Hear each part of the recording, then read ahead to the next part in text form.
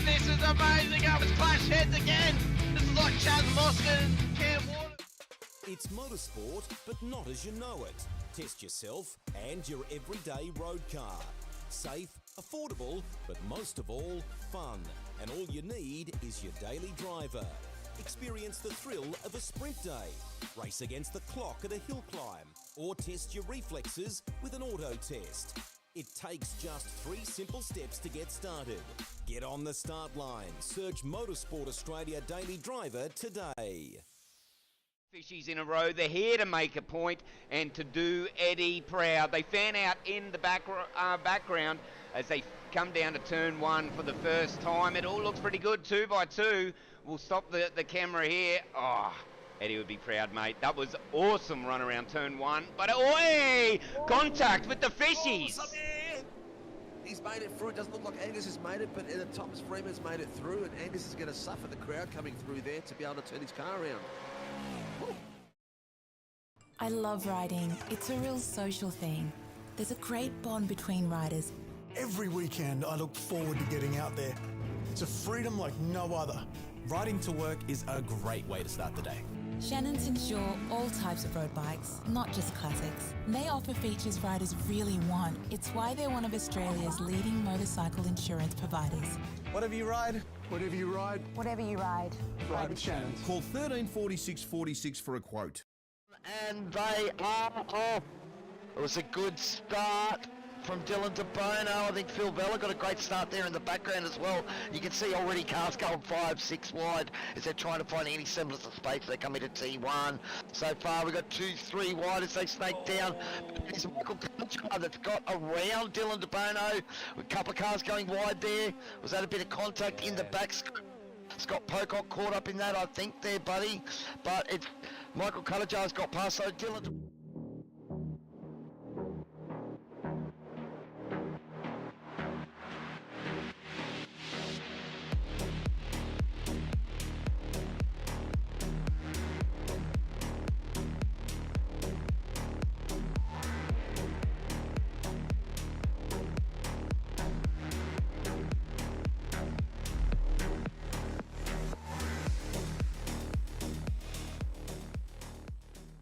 Light is coming out and we're about to get going, and we have a green light and a very slow start for the 86s, but they are moving out there on the grid. It would be very interesting to see exactly which driver can capitalise on this first lap. Just go through the grid. Look like Jamie Christensen had a really awesome start to get ahead of Dylan de Bono, and Doug Gowage also jumped his teammate as well, so unfortunately Dylan stalled the car a little bit more than what he preferred. But Weekend in, weekend out, Motorsport Australia officials are making waves. From waving flags, waving cars through pit lane, or responding to a wave for help. Wave hello to new lifelong friends. Who knows, you might just make waves around the world.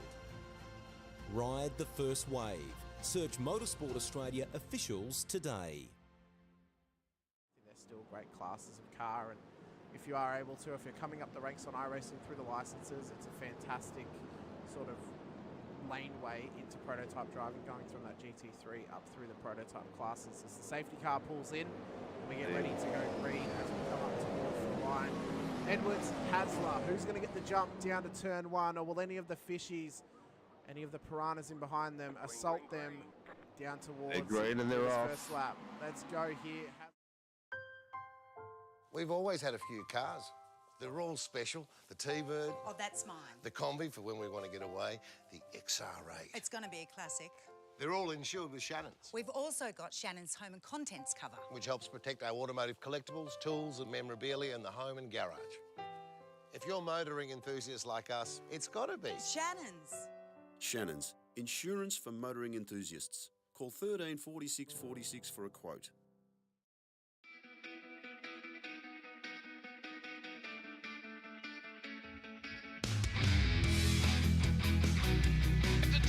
This is amazing. Oh, it's clash heads again. This is like Chaz Moskin and Cam Waters.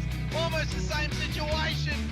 Better contact going down the hill. Sam Noble wants to sniff on Dave Coleman now. Sam Noble bottle right now because Tell you what, Bruce Tanek and Jamie Dyson just absolutely drove away from us. Hayden trying to go around the outside. This is where he could have just sent it up the inside, but he hasn't went in, which is fair enough. Pretty scary out there playing the field.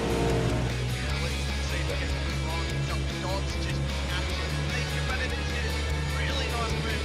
Blake Delaney had to move out of the way.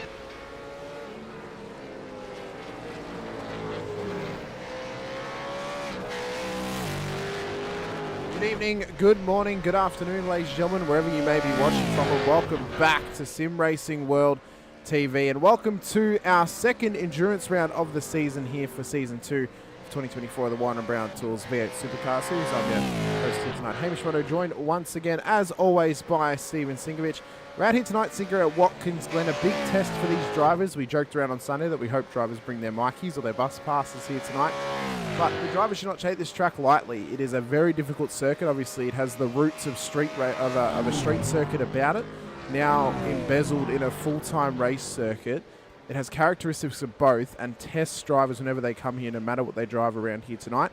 80 minutes of racing around here is going to be a big, tough challenge, but at least they don't have to wait for a top 10 shootout. 100%, and the history goes back to the 50s, this track. So it used to be a little cobblestone track that you used to go through the centre of a town until it was bought out by a glass manufacturing company, and then it went in cahoots with the NASCAR Indy organisations to run events from, and then it got bought out again. So this thing's got a good long history. You'd never think that it was a street track at some point, would you? Well, I think I recall the first ever broadcast that yourself and I did together was actually a Supercars event that I filled in for Shibby for at Watkins Glen. So Correct. We've come full circle now, you and I as a partnership. But yeah, it always tests drivers whenever they come here, no matter the distance of the race. There are certain sections of this track that always test them, and we always get carnage through there, up through turn 2, 3 and 4 up the hill, down the back straight into the bus stop, of course, as well, but then also into the laces and the toe of the boot can really test drivers, and then out as you come into the sort of last sector where the bump is through that left-hander as well. So a heap of spots that's going to test drivers, but a heap of spots where a lot of rookie mistakes can get made from even the best of drivers in the field. Mistakes, yeah. There's so many opportunities around here, isn't there? Oh, mate, it is. Look, every corner has got its little idiosyncrasy in this track, which makes it such a... I really enjoy this track, I really do. Yeah. When I first started racing, it was one of my least favourites, but as I've got a little bit better control, not that I've got control of it by any short way of means, but the first corner, you've got to get that as far right and get that brake marker right spot on to get as much power right through it. And if you go wide, you're going to get your off tracks. And then as you come up the hill, you can clip that inside wall. The bus stop's going to be a great place for people to try to make some moves, so it's going to be under brakes crazy through the bus stop. Then, as you said, that little sharp hit left-hander down the hill, which is like the opposite to the right-hander down the hill at Red Bull Ring, that can be a bit slippery and a good place for a pass as well. Then when you're going up that hill to the right, it tends to suck people in because you're braking sort of uphill, and you sort of brake a little bit too hard, or you try to get up the hill with too much momentum and you end up spinning there. Great little spot. Then we go wide at after that next little straight to the, I don't know, what would you call it? It's like the second or third corner before the, and there's that bump right on the normal braking zone. Yeah, you've got to miss that. If you hit that or go too late, go too long, you end up into that far wall and off you go again. And then the last corner. How hard is it to keep pace and keep off the left-hand wall? Well, not only that as well, drivers have to be cautious of cars coming into the pit lane as the apex is right on the pit entry. So they have to be wary of that as well as coming in too hot through the left-hander prior to the last corner, because if they run slightly too wide, get on the power too early, they can overcook it and then end up in the wall on the left-hand side prior to the corner. So a whole heap of areas of this track. It actually has very similar characteristics. You mentioned it to the Red Bull Ring. Very similar characteristics around this circuit. And I think it's a bit like Rebel Ring in the fact of it is deceivingly difficult and it's deceivingly technical as well. It looks quite simple, but it has its, as you mentioned, like a track map does not do it justice because it's flat. You don't see the elevation changes and stuff like that. 100%. Yeah, 100%. The and I think this is one of the tracks where we've seen people hit the pit wall entrance more than a number of times. And let me tell you, so it's one day coming around a corner, and if you don't prepare right, don't let the guy know behind you that you're coming through for a pit stop. It is easy to hit that back wall or the centre pylon, actually. I think we saw here a Porsche embedded on the wall here. And if I'm wrong, but who's the driver? I think it was Pocock. No, it wasn't Pocock. It's on the end of my tongue. What's his name? Was it Scotty? Are you thinking of a Scott? Because it could have been Scotty Bart. No, it was raced for mate. It's what they called. Don't worry, I'll remember it. You'll remember it in a second. But some of the more wild moments I've seen around here, Sinker, came not too long ago. In fact, I think actually both came this year. One of them was a driver, the Vets followers out there will know Jim Caperonis. He found the door to the Shadow Realm on top of the catch fence at turn 4.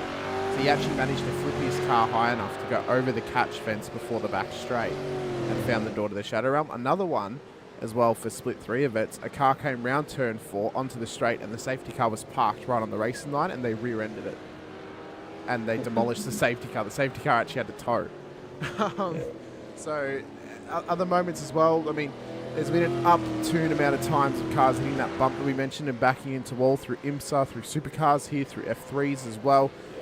So many moments of this track in sim racing that have caused chaos, that have caused controversy, but have caused great racing moments and have also caused us to almost have an aneurysm watching those moments happen. So hopefully tonight we get some good racing, as we are going racing for 80 minutes, but we also get some heart-stopping action as well, which we had at Winton on Sunday night. It was absolutely phenomenal. Just for you viewers out there, this past week of SRW TV racing has been off the hook. Pick any series you want, it's been spectacular. And then watch Sunday night and it went next level again. That was just some epic battles and fights through it. If you've had some time to watch any of it, go through. Start from the V8s of Sunday and work your way backwards because it was spectacular. But hot news off the press. Tonight we're going to get the update. We're going to get the what are we getting? The Mustang GT3 car and the Corvette GT3 car, as well as new tracks in the Saxon Ring and Navara as well. Yes. And there's a few UK tracks coming up as well. But in future updates, there'll be some, like Snetterton, I believe, is... Do we have Snetterton? We might have Snetterton. I don't know. If we don't, I think we're getting it. Yeah. But anyway, Friday night, unfortunately, the IMSA series has had a bit of a demise. I think the split class of the cars, it sort of drained one side to the other sides. 1 week one would have a lot, the other one another lot. But we'd always have 25 cars, so it would really ruin the racing of one of the classes. So we decided that we're going to go with the GT3s, being that we've got 2 new cars launched on a Friday evening, available to all SAW drivers. Be able to go in there and have some fun. It's going to be live broadcast, live RC, available to all members. We're going to start with Le Mans, being the Le Mans 24 hours this weekend, and they're going to move on to Watkins Glen. Then we're going to finish off the IMSA calendar as it is going forward. Yeah. So it should be I was hoping you'd say that, because I was really looking forward to Belle Isle, and then I was a little bit disappointed when it looked like we weren't even going to get it. But hopefully, getting it in GTD cars, I think is going to be fantastic. These 3 races, though, it's really just going to be a bragging rights kind of expression of GT racing and sports car racing. Now, obviously, if we decide we want to put that forward to people next season, obviously conversations we had, it may just go that we put that one forward, and if it gets the sign-ups, then we do it. or we put it alongside another series and see which one gets more sign-ups, and we decide which one we're going to actually run for the Friday. So we won't play Russian roulette. We will definitely look. We've got a history at SRW of giving something a fair crack and giving it a roll. Yeah. You know, we went with the SR8s and we took it for a fair few seasons, tried to make it work. It didn't quite work. In the end, you know, we just had to let it go. IMSA as well. It's a fantastic series, but I think it's not made for a weekly event. It's more I think IMSA works better when we run it as a once every 2 months endurance race type event. Perhaps longer events than what we've been running as well. Like a 6 or a 12-hour once every 2 months or so. That's something we will look at for seasons next year, as we plan a full year. Near the end of I have got ideas for that as well, so we can have a good discussion about I'm sure you have. Oh, I have, don't worry. But that's where we'll be at, and there's some other things that we're planning as well on the back end, so that's going to look pretty cool. People out there trying to get our attention, Matty Parker, Go Nova, Dylan Gray, new team, new paints. Yes, we did see something go through the system there. Mr. Gallen, go for it, PR boys. Laura Anderson, good evening, lads. Shane Patterson, good evening, Laura and John. It's good to see our viewers getting on with each other really well as well. Laura Anderson, good luck, Team SRW, awesome forcing to go. Jamie, Josh, Brad and Mitch. Laura Anderson, evening, Shane. Shane Patterson, no old mates in here, only new mates. Yeah, because Shane Patterson has recently, because we mentioned Old Mate and Sons, Shane Patterson's recently left Old Mate and Sons to go to Nova with Matty Parker and Billy Moles. What's his name? It's going to come to me in the middle of the night out of nowhere. It's going to pop. Anyway, Dylan Gray already said he's on the fastest lap, 1/10 or so faster than Travis Daly with a 1.47433. Travis Daly in second place, Billy Mole third, Troy Dooley fourth, Matty Parker in fifth on the chat and driving. And followed by Andrew Cow and Kai Turner. Good to see Kai back in the series and having a bit of a crack. Sean Van der Meulen, Healy and Clutterbuck. We haven't seen Mr. Healy in a couple of weeks. Burridge is in there as well. He's just got to the top 10. He's back in the series after a little while. Hopefully for Kai, tonight's race doesn't end how his last race ended at Suzuka, where he was at his roof. Hopefully he has a better run tonight. We'll have to wait and see, but a heap of numbers out there, a heap of cars out there. We've got nearly 30 cars in the session, which is great to see, so should give us some good racing. As we mentioned, no top 10 shootout tonight, so good. We've got half an hour of qualifying, which gives us a good opportunity not only to talk about the drivers on field and their times, but also an opportunity to maybe discuss a little bit of what's coming in Season 3. Flap our gums a little bit while we wait for drivers to get some times in across the board. And I think as this session goes along, the track's obviously going to develop, and we'll probably actually get better ideas of what the pace of the cars are like towards the end of the session, and as they're trying to find, hundredths and tenths of their time to try and better themselves in front of anyone. But at least they don't have to. The positive of no shootout for the drivers is they don't have to wait around for the top 10 to do their lap times in the shootout. They get to keep on cutting laps and keep on trying to get better in their times as well, which I think a lot of the drivers will appreciate tonight. Being for Watkins and stuff like that. Sorry, Hamish, you got me just as I was having a bit of a sip of my... That's okay. I'm about to have a sip of my Pepsi Max. We need to get Pepsi to sponsor the series. Would sponsor it, I think. Premier water or something like that. Something fresh, mineral water. What are we, Jean Girard from Talladega Nights?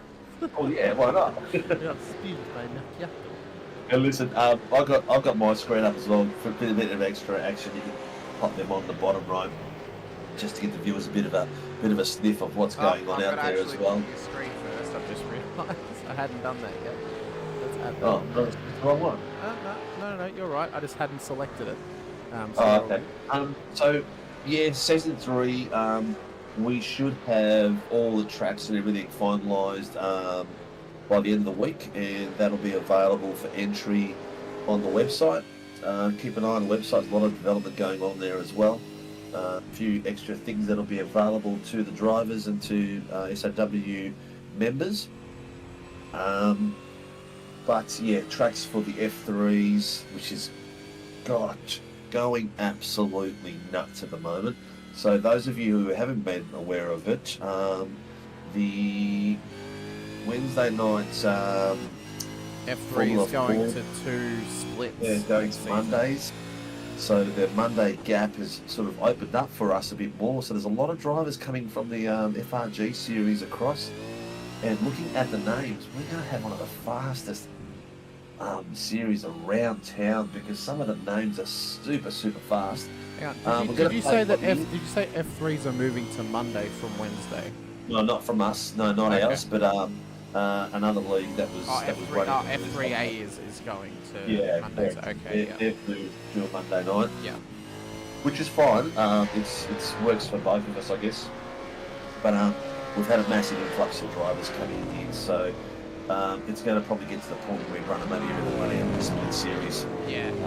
There have been talks with admin Brad Hudson of running a second split, and that being obviously a second broadcast. Now, what that would mean for everyone who's watching at home is it would have to be a replay broadcast, likely on the Thursday afternoon prior to the 8-6s.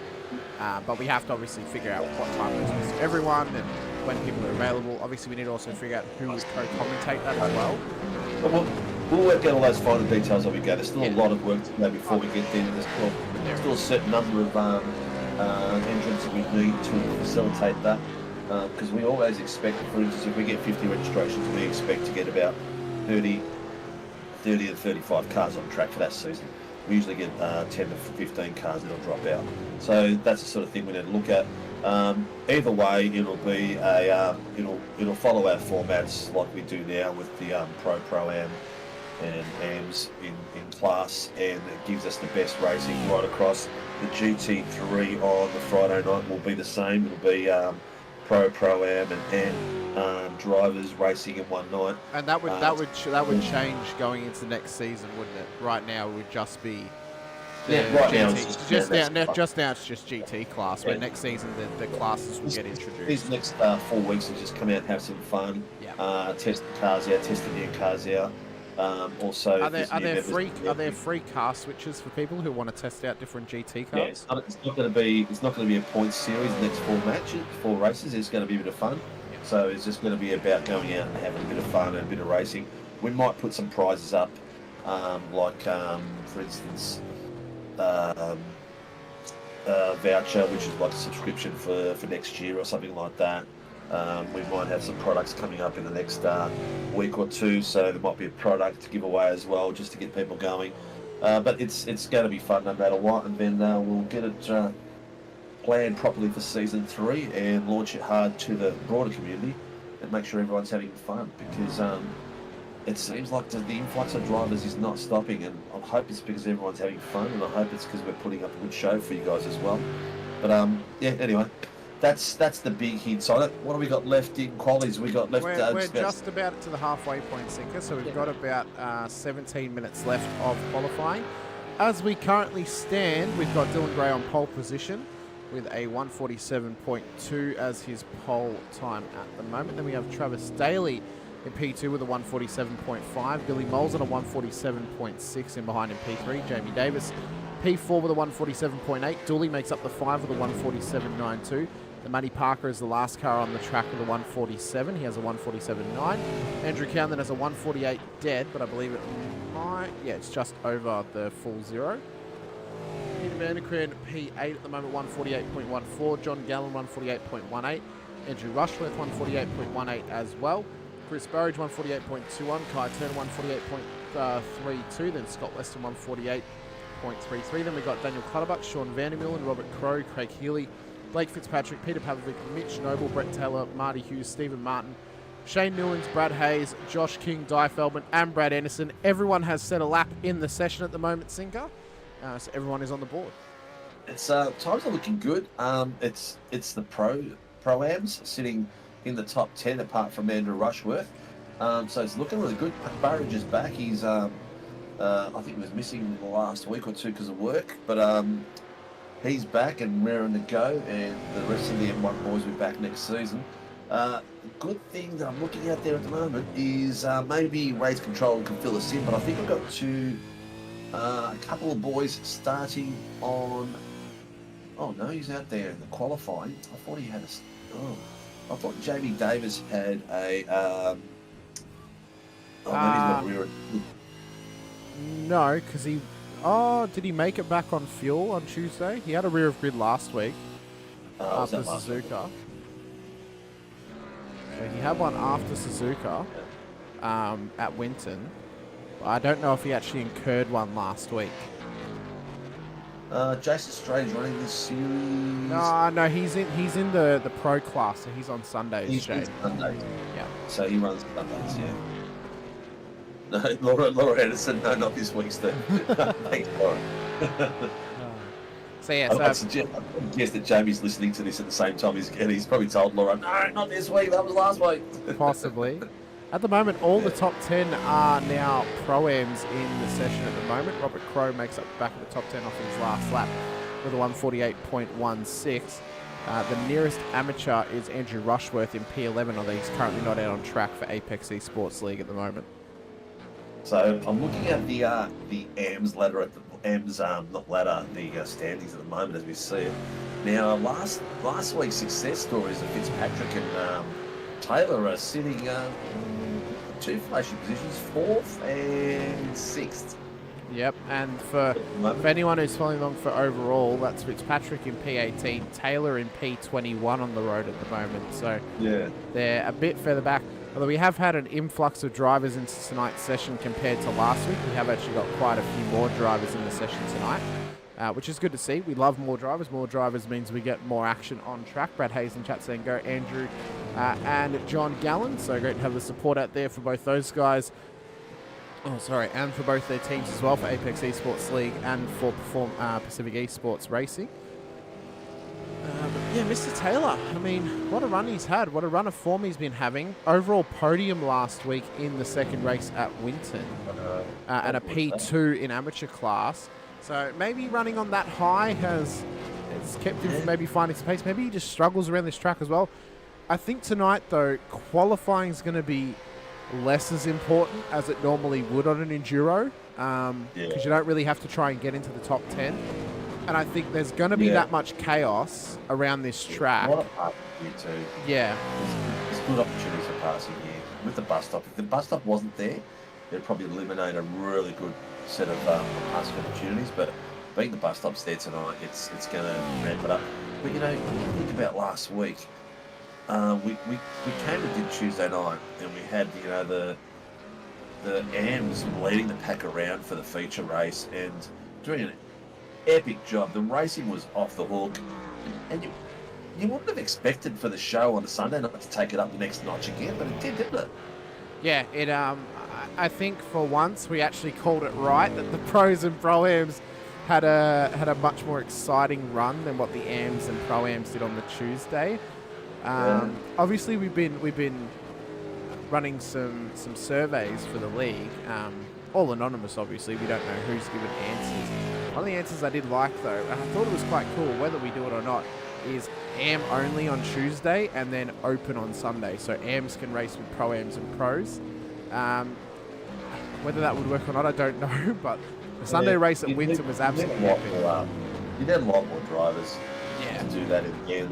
You know, it's all about, it's a balancing act, yeah? Like making sure that everyone's got a competitive race to do, making sure it's good for the viewers, and this at the moment works. It's not something that I'd be thinking of changing in the near future, because if something's working, what you do is you just do little tweaks to improve it. If you do something drastic to it, you've got the chance of it completely falling apart. And we've seen the experience of 5 years of doing this so far is that sometimes a change can destroy a series completely.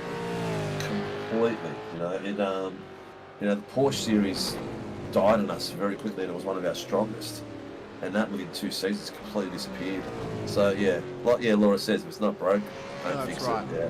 That's right. A few tweaks here and there, gotta keep going. We still gotta make it interesting for the drivers, yeah. That's right. Yeah. Well, don't worry, we'll keep tinkering away and trying to get things developing a bit better. Out there, we've got some viewers that are joining us every second. I'm looking at this ticker going bang, bang, bang. Reach out to your mates, family, friends. Tell them to come and watch your partners or your friends race. Get out there, like and subscribe. You may not think it matters much, but it helps us. It really does. We can get to a certain volume of subscribers and viewers out there. I think we're actually making some money on YouTube. at the moment.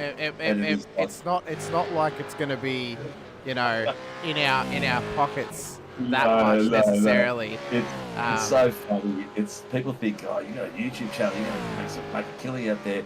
You don't get paid till you get your first $100. Yeah, and we haven't got our first $100 yet. And there are channels that, I think you get 10 cents per million views, and their channels with over 1 million subscribers and stuff like that. It works out to like $4 for every 1,000 views we get at the moment. Yeah. So we're on a good run up here, what they call it. But we would need to have like 10,000 views per show for the shows to pay for themselves. Yeah, it's all ad revenue at the end of the day. That's where, and brand deals is where majority of, to pull back the curtain on how YouTubers make money. It's based on obviously ad revenue, but then also brand deals. 10 years ago, there was conglomerates that had a heap of YouTubers on their books that made money. They made videos for their own channels, but they were paid by these companies to make videos for their own channels because they were trying to market them. So that was pretty much the big boom period of people making money on YouTube.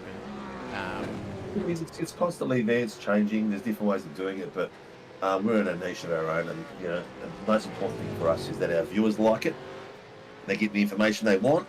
They like the way the show presents. They like the way that we talk about it. Like the information we give you guys and everything like that. What I would like to do is, let's have a quick sneaky peek. I want to have a chat to the race control and see how they're doing, because we haven't had their perspective in the booth for a bit. And where are they gone? Well, as we wait for race control to come in, let's just quickly talk about the pace that Dylan Gray's been showing recently. Now, he absolutely dominated race 1 of Winton last week, proved his pace early on. He's not quite as far ahead as maybe is what he'd hope here tonight on pace. He's only 1/10 ahead of Jamie Davis's best time. But he struggled when he was in the traffic last week. And I think that's one of the things that he maybe needs to work on a little bit, is just trying to get through that traffic and dealing with traffic a little bit better as well. Once he's out front, we know he can break away. We know he has pace. But it's getting in amongst other cars and having the racecraft about him to get through the traffic and to actually, be able to battle with people as cleanly as possible. So whether he can do that or not, we'll have to wait and see here tonight. It's going to be tough for him around this circuit, but we know he's got the pace. We know he has the ability. It's whether he can put all the pieces together and have a completed puzzle at the end of the race. Well, I can't see the boys in chat. Barbs was in there earlier, but he must have gone somewhere. Yeah, they must have stepped out of the room for a bit. I was just looking at them like, what the hell? But they probably just jumped out of the room for a bit because everyone's sitting on a 30-minute quali. I know one person got their wrist slapped earlier on for impeding and was given a warning. Grab my mic again. Dylan Gray's got himself a purple in the middle sector. Howard green in the middle sector. Brett Taylor green in the middle sector. Maybe Taylor's starting to make a bit of a wriggle up towards the pointy end.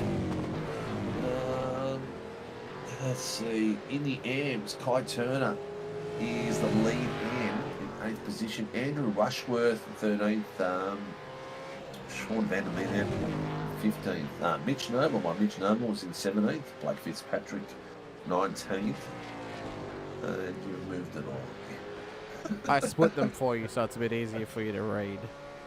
Look, it's all good. They're all out there, all having fun, which is the most important thing. Brad's down the bottom. He's doing well. Money Hughes, Brad Hughes, Di Fieldman's doing well. Everyone's having fun out there, so that's the most important thing as far as I'm concerned. That they all have a bit of a giggle and a bit of a laugh and take it serious, but not take it too serious. Yeah, at the end of the day, we want obviously good racing on hand, and that's kind of what we hope to try and produce every single race we go out there. There's been some phenomenal racing across the board this season, not only in Supercars but in F3s and in 8.6s, and even in the IMSA rounds when they were running, we had some great racing happening. But I think the bread and butter of battles that have been occurring is between the F3s, the 8.6s. They've been getting door-to-door action almost every single week for the 8.6s, and the Supercars have been having little bursts of magic for some of their battles every couple of races as well, which is good to see. Yeah, look, it's amazing what these boys can do with these cars. spoke to Darren Lobb today, so he's coming back over this week or next week. Because I was chasing him for his address for his trophy. Yes, the trophies are all leaving. I'm waiting for the courier to pick them up tomorrow morning. So I've got my hallway is stacked with trophies that are going out from the past few seasons. So I'll be a very happy man to get them out of my place and get them out to all the beautiful shelves and mantelpieces. Nowhere near as spectacular as our Greg Barber's trophy he received this week. So those of you who don't know, Greg Barber and his mates competed in I think it was Mazda, Greg, correct me if I'm wrong, at Bathurst for the 12-hour, and they won their class. So he got this massive trophy delivered to his place. I'm not sure how long he's got it for. Maybe the team's going to hand it around for a while, but it looks spectacular. It looks almost like an AFL trophy itself. Well, the drivers at the moment, see, it's a bit weird to have a half an hour qualifying session on Supercars, isn't it? All other things in a row. It looks like they're doing the flying V. Hang on. Oh, they're doing the flying V, are they? Oh, they were attempting. We'll see if they do it. They said they were going to do it last week, and then they never got the opportunity. So we'll see if they do it this week. One's got straight. He has. Maybe they're trying to line it up. Or That's they one of them straight to the knuckle puck. That's my knuckle puck. Oh dear me. I do like the look of the Pelican beasts. They come up a treat. Well, speaking of good-looking paints, Nova's running some new colours this season with a black base with a bit of less white, but they've changed their fluoro pink to a nice red colour for their new sponsor on the side of their car. So got a bit of a fresh look happening here for Nova with their influx of drivers, including Billy Mole, Sean Vandermill and Shane Patterson, and others as well who've now joined Mr. Duggan and Mr. Parker at that outfit. So they will be hoping to get on and upwards in towards season's future for the rest of this year, no matter what they're racing. I wonder if Dylan Gray has got his fantastic spotter with him tonight. Oh, Mr. Bellac.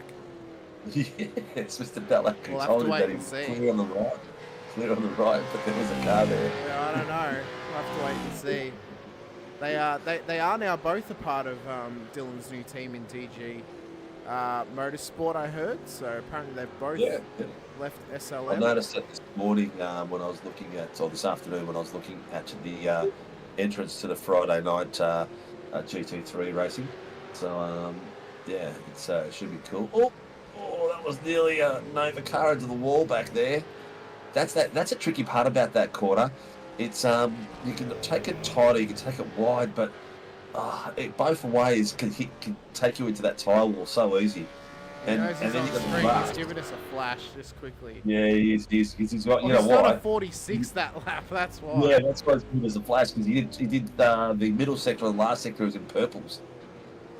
Did really well. See Jamie Davis. He now is 4 tenths away from that lap time of Dylan Gray. But 80 minutes is a long time, Sinker, for someone as Matty Parker's actually now gone P2 with a 147.22 for Nova. 47.222, 47.433.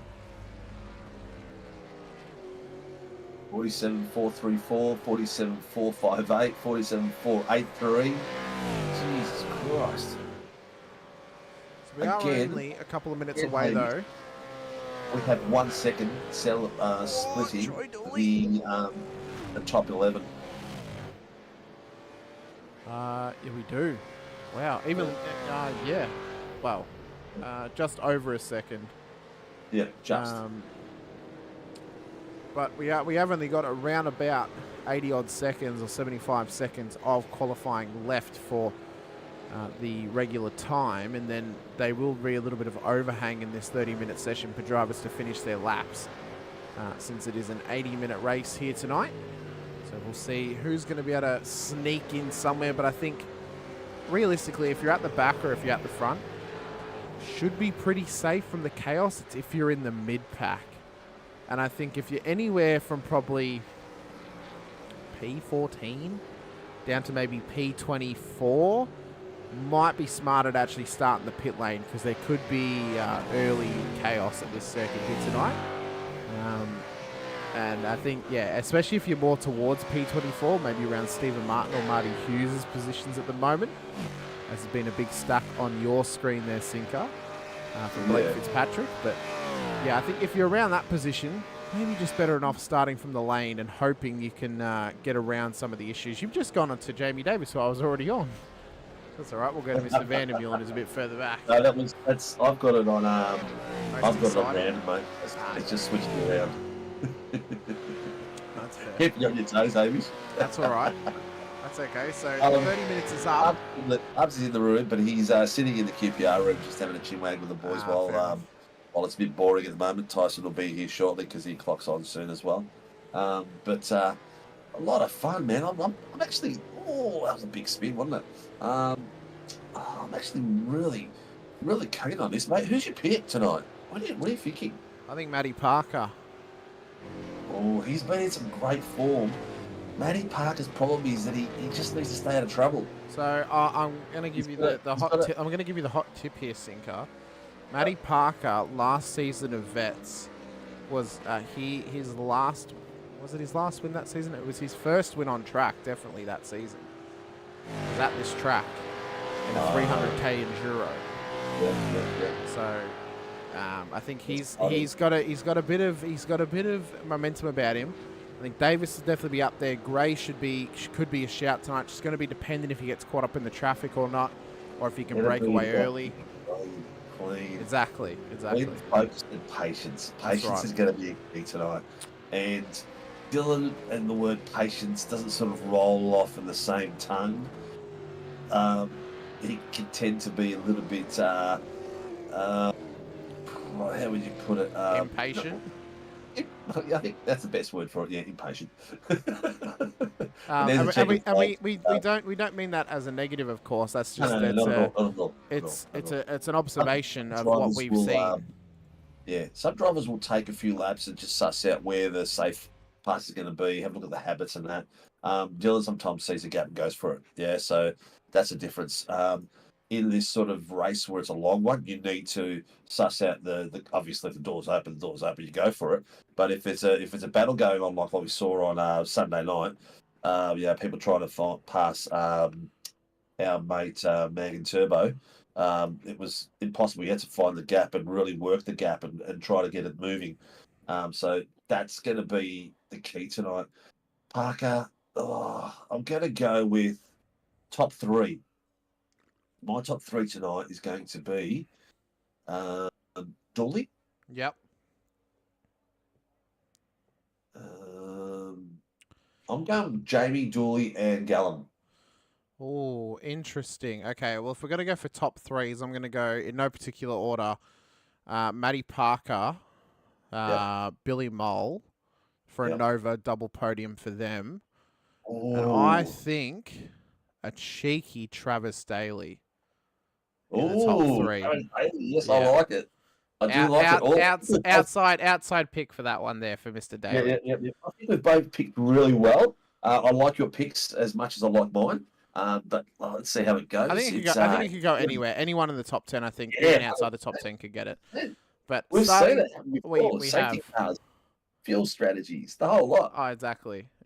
And I think with that shootout not happening, it opens the doors a little bit to other people actually having an opportunity for it as well, because it's how their pace was in qualifying, not just the one-lap pace. But starting grid for tonight's race, it'll be an 80-minute affair for round 7 here at Watkins Glen for Season 2 of 2024. It'll be Dylan Gray and Matty Parker starting on the front row of the grid here tonight, ahead of Jamie Davis and Troy Dooley on the second. Travis Daly, Peter Vanderkern will then start in behind with Billy Mole and John Gallen on the fourth row of the grid. Kai Turner will then start pole position for the amateurs. P9 on the road with Scotty Weston making up the top 10 here tonight. A great qualifying there from Scotty and the East West Racing boys. Andrew Cowan, Blake Fitzpatrick will then start on the 6th row of the grid. Then we're back to Chris Burridge and Robert Crow in behind. Sean Vandermeulen and Andrew Rushworth will then start P15 and P16. Peter Pavlovic, Daniel Clutterbuck then started the 9th row of the grid ahead of Mitch Noble and Craig Healy making up the top 20. An EWR car making up the top 10 and the top 20 here tonight. Must be something in the waters for their team. Brett Taylor, Marty Hughes then start in behind with Stephen Martin and Shane Newens in behind them in P23 and P24. We then have Brad Hayes, Josh King, Brad Anderson and Di Feldman making up the grid. Who are you going to peg to win or to be in the top 3 of tonight's amateurs, Sinker? Oh, mate, I'm going seriously. Tonight, I'm thinking Van der Meulen is going to be really, really good tonight.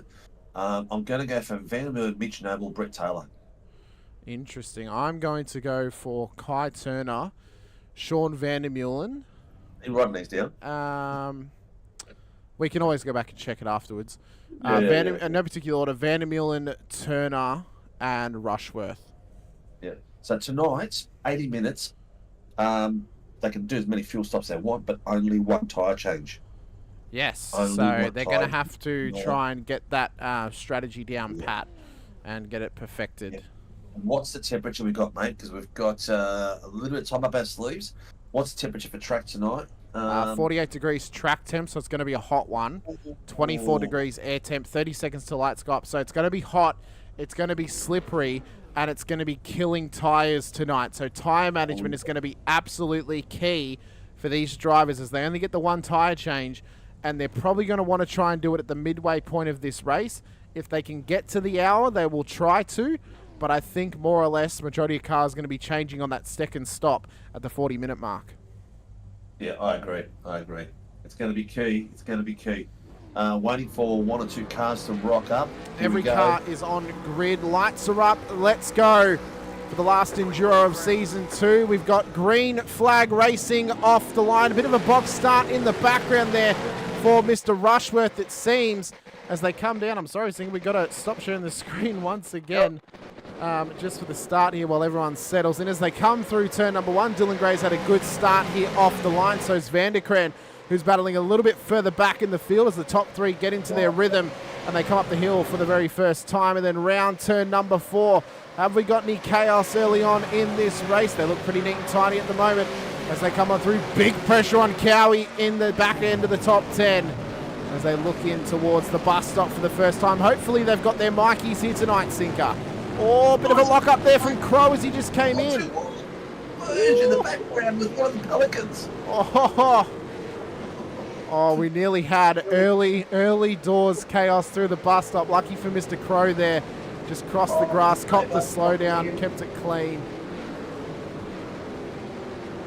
So they come into the laces section. Fighting on the outside, one of the Nova boys. Oh, battles still continue on. Gray leading. Massive pressure, though, from Parker and Davis in behind. Dooley and Daly settle into their rhythms as well as Van der Kran and Gallen look to work together to make their way up through the field, up towards the top end of town as Burridge maybe eyeing up a move here on Kai Turner down the inside. Not quite close enough that time by as they all trickle their way through up towards the last sector of this circuit. Tell you what, they're fighting for every come at the moment. It's been tight. But finally in single file. It's taken a while. We've got one of the Pelican cars down the back there with no bonnet. As they come through the final corner now. You see a couple of other cars are straggling in behind. Dylan Gray's going to lead them onto the second lap of this race. You can see Van der Kran maybe lining something up in the background at the moment as we look to continue on. Only 2 minutes into this 80-minute race, Sinker. It's not going to go by too quickly, but what it will mean is it's not going to go by too quickly for the drivers either. No. I tell you what, this camera too pulls up some killer views, man. It does. I just had them all fly past me on the wall, and it was just crazy. We've got the times out there already. Dylan Gray's got himself a 1:53 flat 7 seconds. Matty Parker's 3 tenths behind him. Jamie Davis 8 tenths. We're gapped out to Troy Julia for 1 tenth, 1.2 seconds, 1.3 seconds of Van der Kran. And then from there onwards, Travis Daly onwards, everyone is in 4 tenths to 2 tenths, 3 tenths, all the way down to Josh King, who's 1 second off Marty Hughes. See here, Billy Mole putting some pressure on John Gallen in behind Travis Daly. At the moment, you're a little bit further back in this battle on Scott Weston, who's putting that pressure on Billy Mole. Up the front, though, Dylan Gray trying to keep ahead of Matty Parker at the moment. Let's see where our mate Mr. Taylor is. He's up 3 spots. P18 at the moment, but under pressure from Craig Healy as they come up the back straight right now in towards the final sector. Yeah, my predictions aren't too far off, mate. I said Kai Turner, Vandermill. Did I say Kai Turner? No, I didn't. I said Kai Turner, Noble, and Taylor. You said Vandermill and Taylor and Noble. That's who you said. Yes, that's it. I think it's a good man. So I got 1 out of 3 so far. At the moment, you do. We both have 1 out of 3 for the Pro Am podium as well, with Parker and Davis up in the top 3 with Dylan Gray ahead of them. We both don't predict Dylan to finish in the top 3 here tonight, but he has proved us wrong in the past. We will not be opposed to proving us wrong either. We welcome it. Luck or anything. It's just no. Yeah. It's like it's, Patterson in the chat saying Parker has patience, needs to be patient. It's a long race. Exactly right, mate. Yes, that's correct. That is one of that's his Achilles heel, I think. Yeah, I think Parker's gotten a little bit hot-headed in the past, but he has gotten better at being a little bit more patient and trying to be a little bit more calculated. I think the top 3 have all got similar idiosyncrasies in terms of a little bit of impatience from time to time. Oh, nah. Jamie's a cool kitten, mate. He's a cool kitten. Matty Parker's always had a bit of a hot streak in him ever since I've known him. He's always, even in the early days of their far out, it didn't take him much back in those. They didn't take him much to pop, that's for sure. Dylan's still young and learning his way through, so his patience will develop as he gets a bit older. Well, the battle is continuing at the front of the field as they settle into their rhythms. On board now with who you're focusing with, Scott Weston, as he continues in this battle with Billy Mole and John Gallen. He's got Kai Turner hot on the back of him at the moment, as well as Chris Burridge. It's a long race here tonight. It's going to be endurance mindsets, obviously. It's not like it's a 2-hour or a 6-hour, but 80 minutes is still a long time to go racing. They will do roughly, I think it'll be a little under 300 Ks tonight, if I'm not mistaken. And if we get safety cars, it'll be under, but if they go green, it should be just under that sort of 300k mark. So still a long way to race on your own in a car that you're having to wrestle around such a circuit like this. You know what? A grid like this just gives you so much racing everywhere you go. Have a look at this on my bottom screen at the moment. We're going to Josh Anderson. Sorry, what am I saying? Josh King. Josh King. And the battle he's got there with Rushworth. Rushworth just made a pass on the outside and he's keeping him honest. And he's trying to fight it back in his lime green. Machine. Is that Orion? Always behind the boys. You've got Brad Hayes, Di Feldman, and Brad Anderson, all of them fighting for those gaps. Even though they're down the back of the pack, these are all important points for these boys and girls because it's all part of the long-term season structure. Yeah, they don't want to give anything up, especially early on in this race. It may only be 6.5 minutes in. And obviously, you want to start putting pressure on probably towards the final half an hour or 20 minutes of the race. But any positions you can get early on in it, well, they are going to pay you benefit later on because you'll be in a better position to put the pressure onto other cars around you as well. Being, smart about that one is what is going to help some of these drivers in trying to make their way forward from an endurance perspective. The viewers out there, if there's someone you want to see, a driver you want to watch, a team you want to see, let us know. Keep us informed.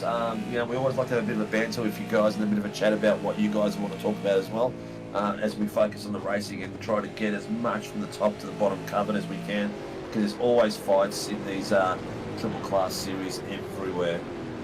I'm going to switch it up a bit, mate, and I'm going to take it up to Peter Pav, because he's got some pressure building on the back of him as well.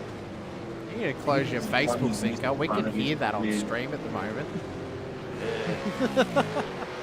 He's got no front end. He doesn't. He's missing his bonnet, so he's obviously had a bit of a kiss with someone's car at some point. But he doesn't seem to be struggling for pace, but he has got a fast approaching Mitch Noble and Daniel Clutterbuck coming up behind him at the moment. As I mentioned, everyone's settling in right now, trying to get to those first stops. They don't want to cook the tyres too early on. intervals on your screens now, you can see how close some of these battles are on track. As Mole, had a little bit of a disappearance there for a second, but he's back. Get your cam off the front of the grid, mate. Matty Parker is making an attempt on Dylan Gray. He was down to 3/10 at 1 second. He's putting on a bit of a hunt for that top spot, I guess, before the fuel break goes. What are we predicting for a fuel strat? We said earlier that we're going to be looking at the halfway mark. We've got an hour and 20 minutes to go. An hour and 20 minutes, 80 minutes to go all up.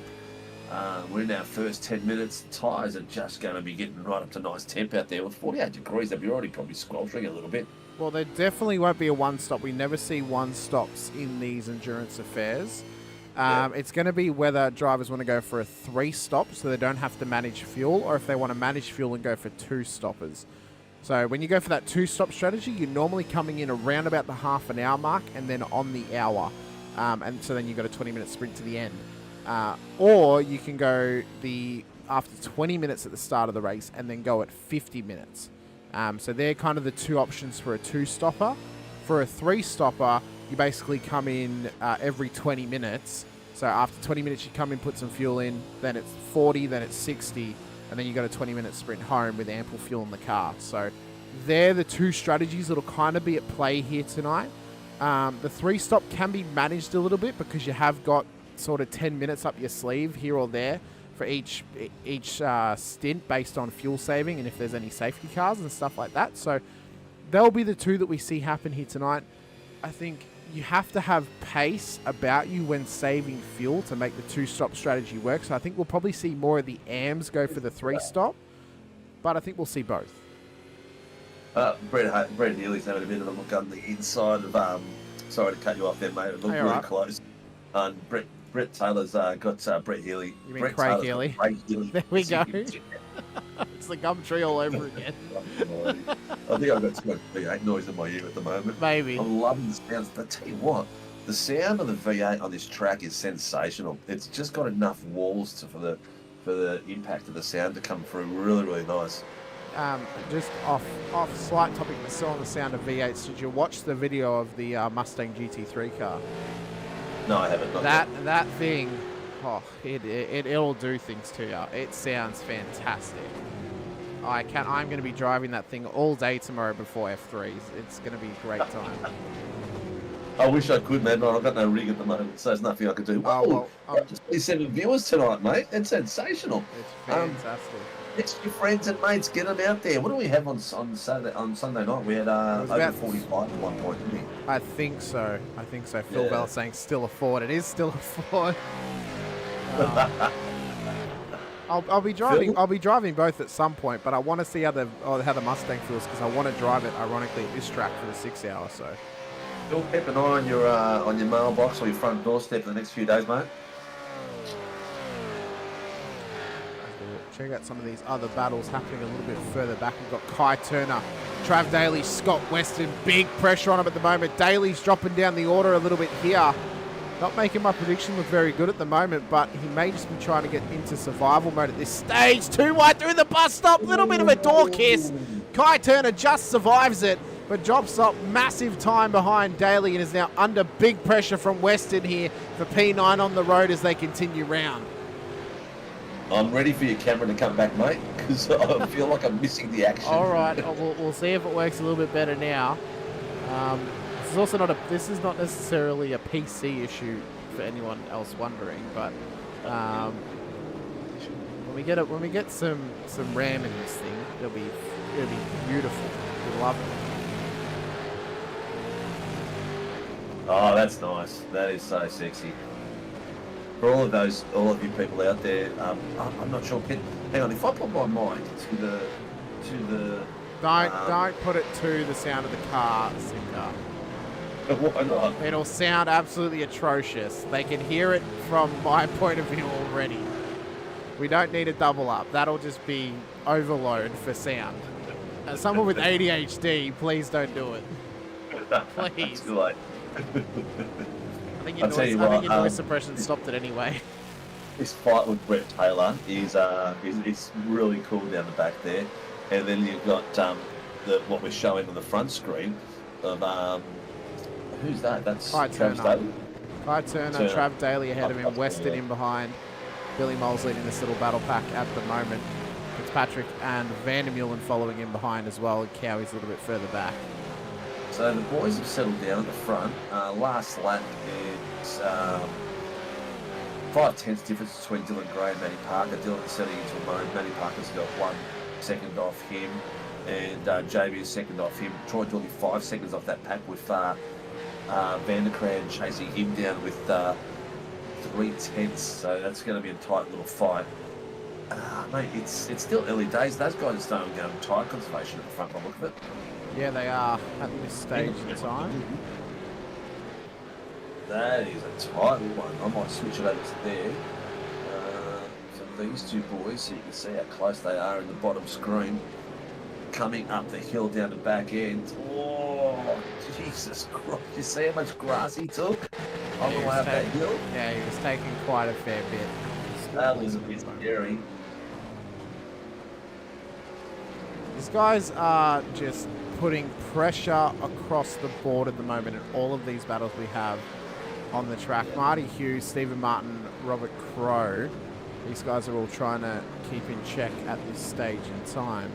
Shane Newens is also part of this battle a little bit further back, but the Pelicans will be looking to work together against both Newens and Crow in behind at this stage in time. But, well, we're still early on in this race, only 15 minutes in. Phil Dollar's got this huge field. Mate, we've got nothing but huge fields at the moment. It's got it's the same as this. And then the F3s is huge as well, 30 cars on track. Probably the one that has probably the least at the moment is the Sunday V8 Supercars. We average about 25 to 29. So that's probably, and that's not a small field by any means either. And it's all quality drivers on the Sunday as well. So it adds that extra bit of spice. I'm, knock on wood, very happy with the way the fields are going through and the driving quality. Hamish, how close are the battles and how much space the drivers leaving for each other? It's just making such awesome commentary driving, isn't it? I think apart from the 8.6s, which with 8.6s you always get a bit of door banging and you always get some feisty drivers, which I love. Don't get me wrong, I love some feisty racing between drivers. I think Supercars, F3s as well, and IMSA have been a lot cleaner recently. A lot of incidents have been kind of self-condensed and they've been kind of, drivers have been causing it themselves. Getting into their own mistakes or getting caught up by another driver's mistake as well. There hasn't really been anyone that's taken anyone out per se. Across the board, really, yes, we have some. We're always going to have some in racing. But it's been a lot better than it has in seasons past, which has been really, really good because it's been leading to some great racing and some great battles as well. Yeah, 100%. So I think Marty Hughes may have just had a slowdown penalty because he's had to let both Martin and Crow through. I was just looking at the timing tower switch then as well, and I think he did. Look how close that wall in the bottom right pick is. That is a great shot against that final corner. People coming through up against that wall. It just looks so good. I'm just going to change my window to the iRacing to see if that fixes the issue. What? No, it's not. Oh well, we're going to have to lose it again, Zinker.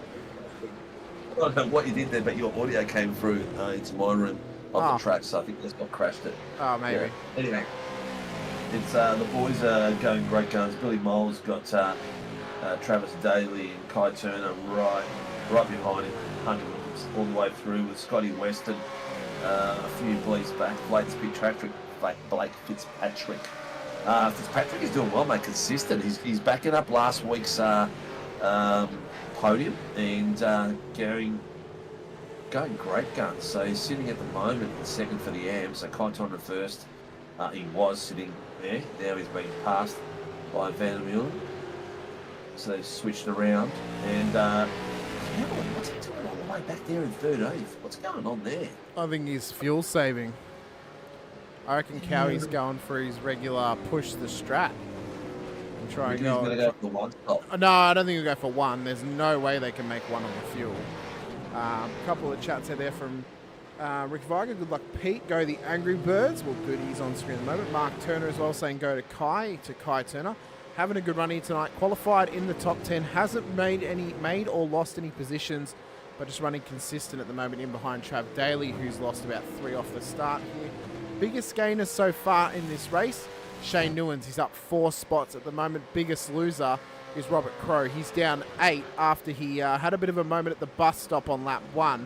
Luckily did not hit the wall, was able to keep going, but dropped a heap of spots early on. And then Andrew Rushworth's also down 7 off the back of that as well.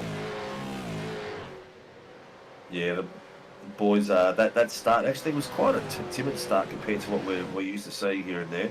Not too bad at all. I'm going to flip my camera down to the battle with Shane Newens while you sit there, because he's got the boys, he's got Martin Crow and Rushworth sitting there within 2 tenths, all 1, 2, 3 going for it like crazy.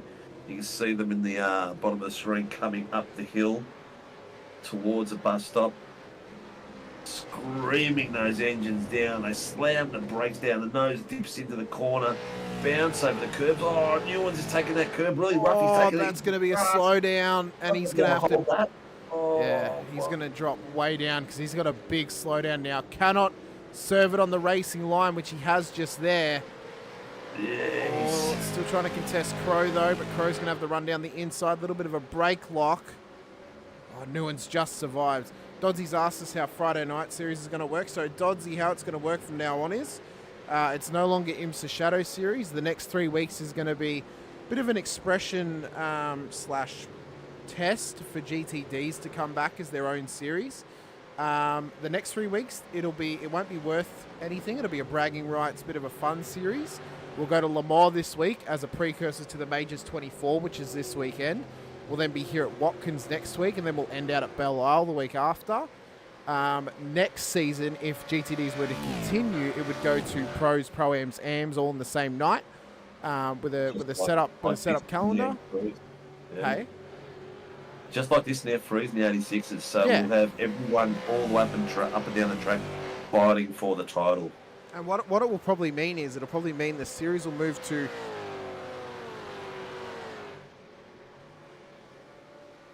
Oh, we lost. See you there, mate? Yeah, still there? There we go. Yeah, we're back. I've lost We're back. Hamish. No, I'm back.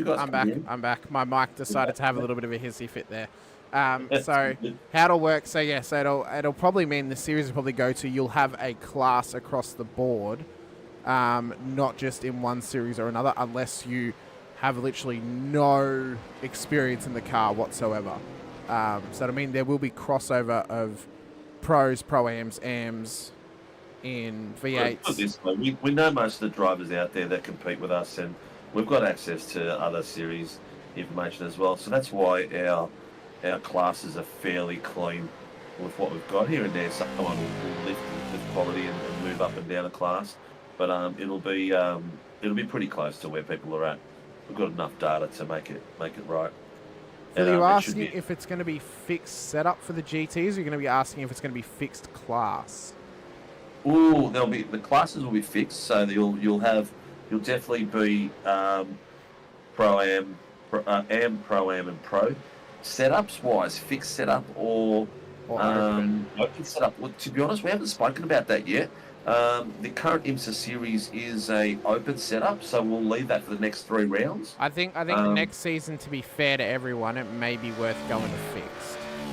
Look, I think I like the fixed setup because I think it brings the balance down. Oh, Newens hits the wall as he's got Crow siding gone wide. He was so lucky to avoid that then.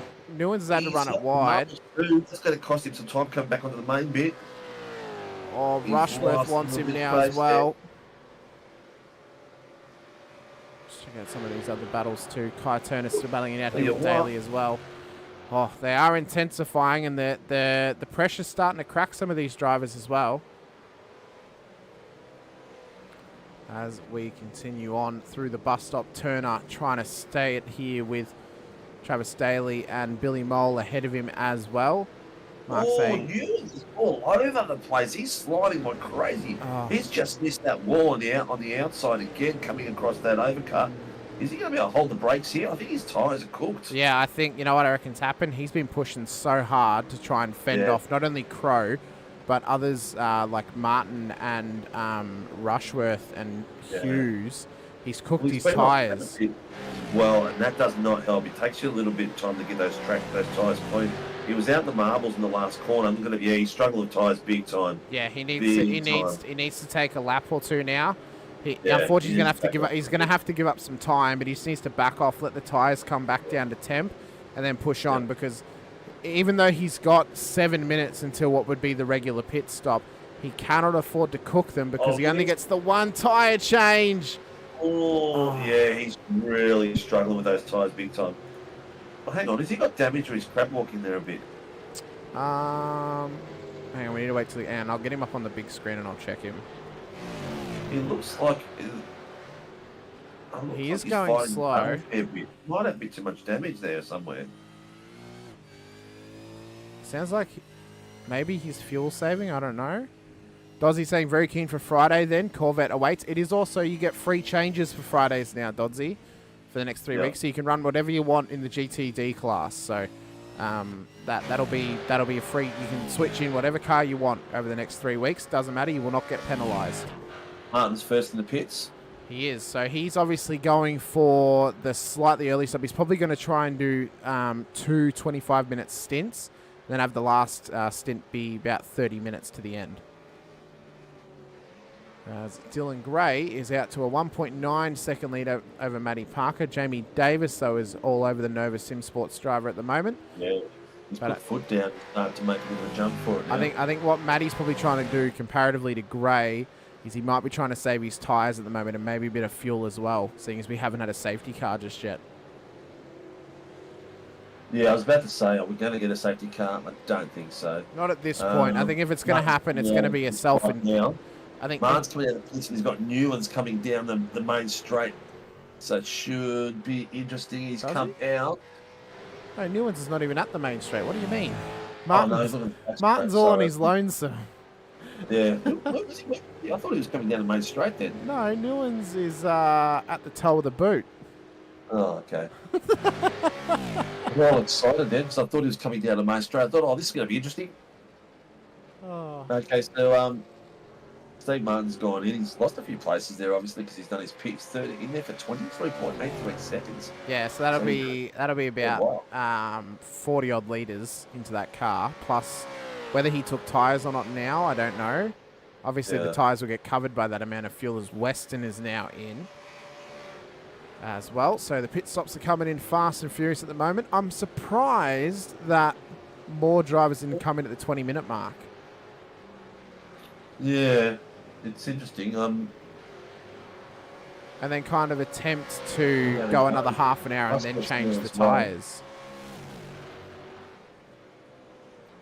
Because the world they're putting themselves into now is they've got to go they either come in now and they still go 50 minutes on the tyres, or if they go to half an hour, they then either need to do 20 minutes and come in at the 50-minute mark and change tyres, or go half an hour and come in on the hour mark and change tyres. Yeah. They're forcing themselves to run on, older tyres for a longer period of time at a portion of this race. Scotty West is coming out nice and clean. No one there putting pressure on him at all. Rushworth's in there at the moment as well. Second, Rushworth's gone in, yeah. And he's actually lost out to Stephen Martin. 147.932. Oh, Brad Anderson's had a moment, and he's nearly collected Stephen Martin there on the rejoin.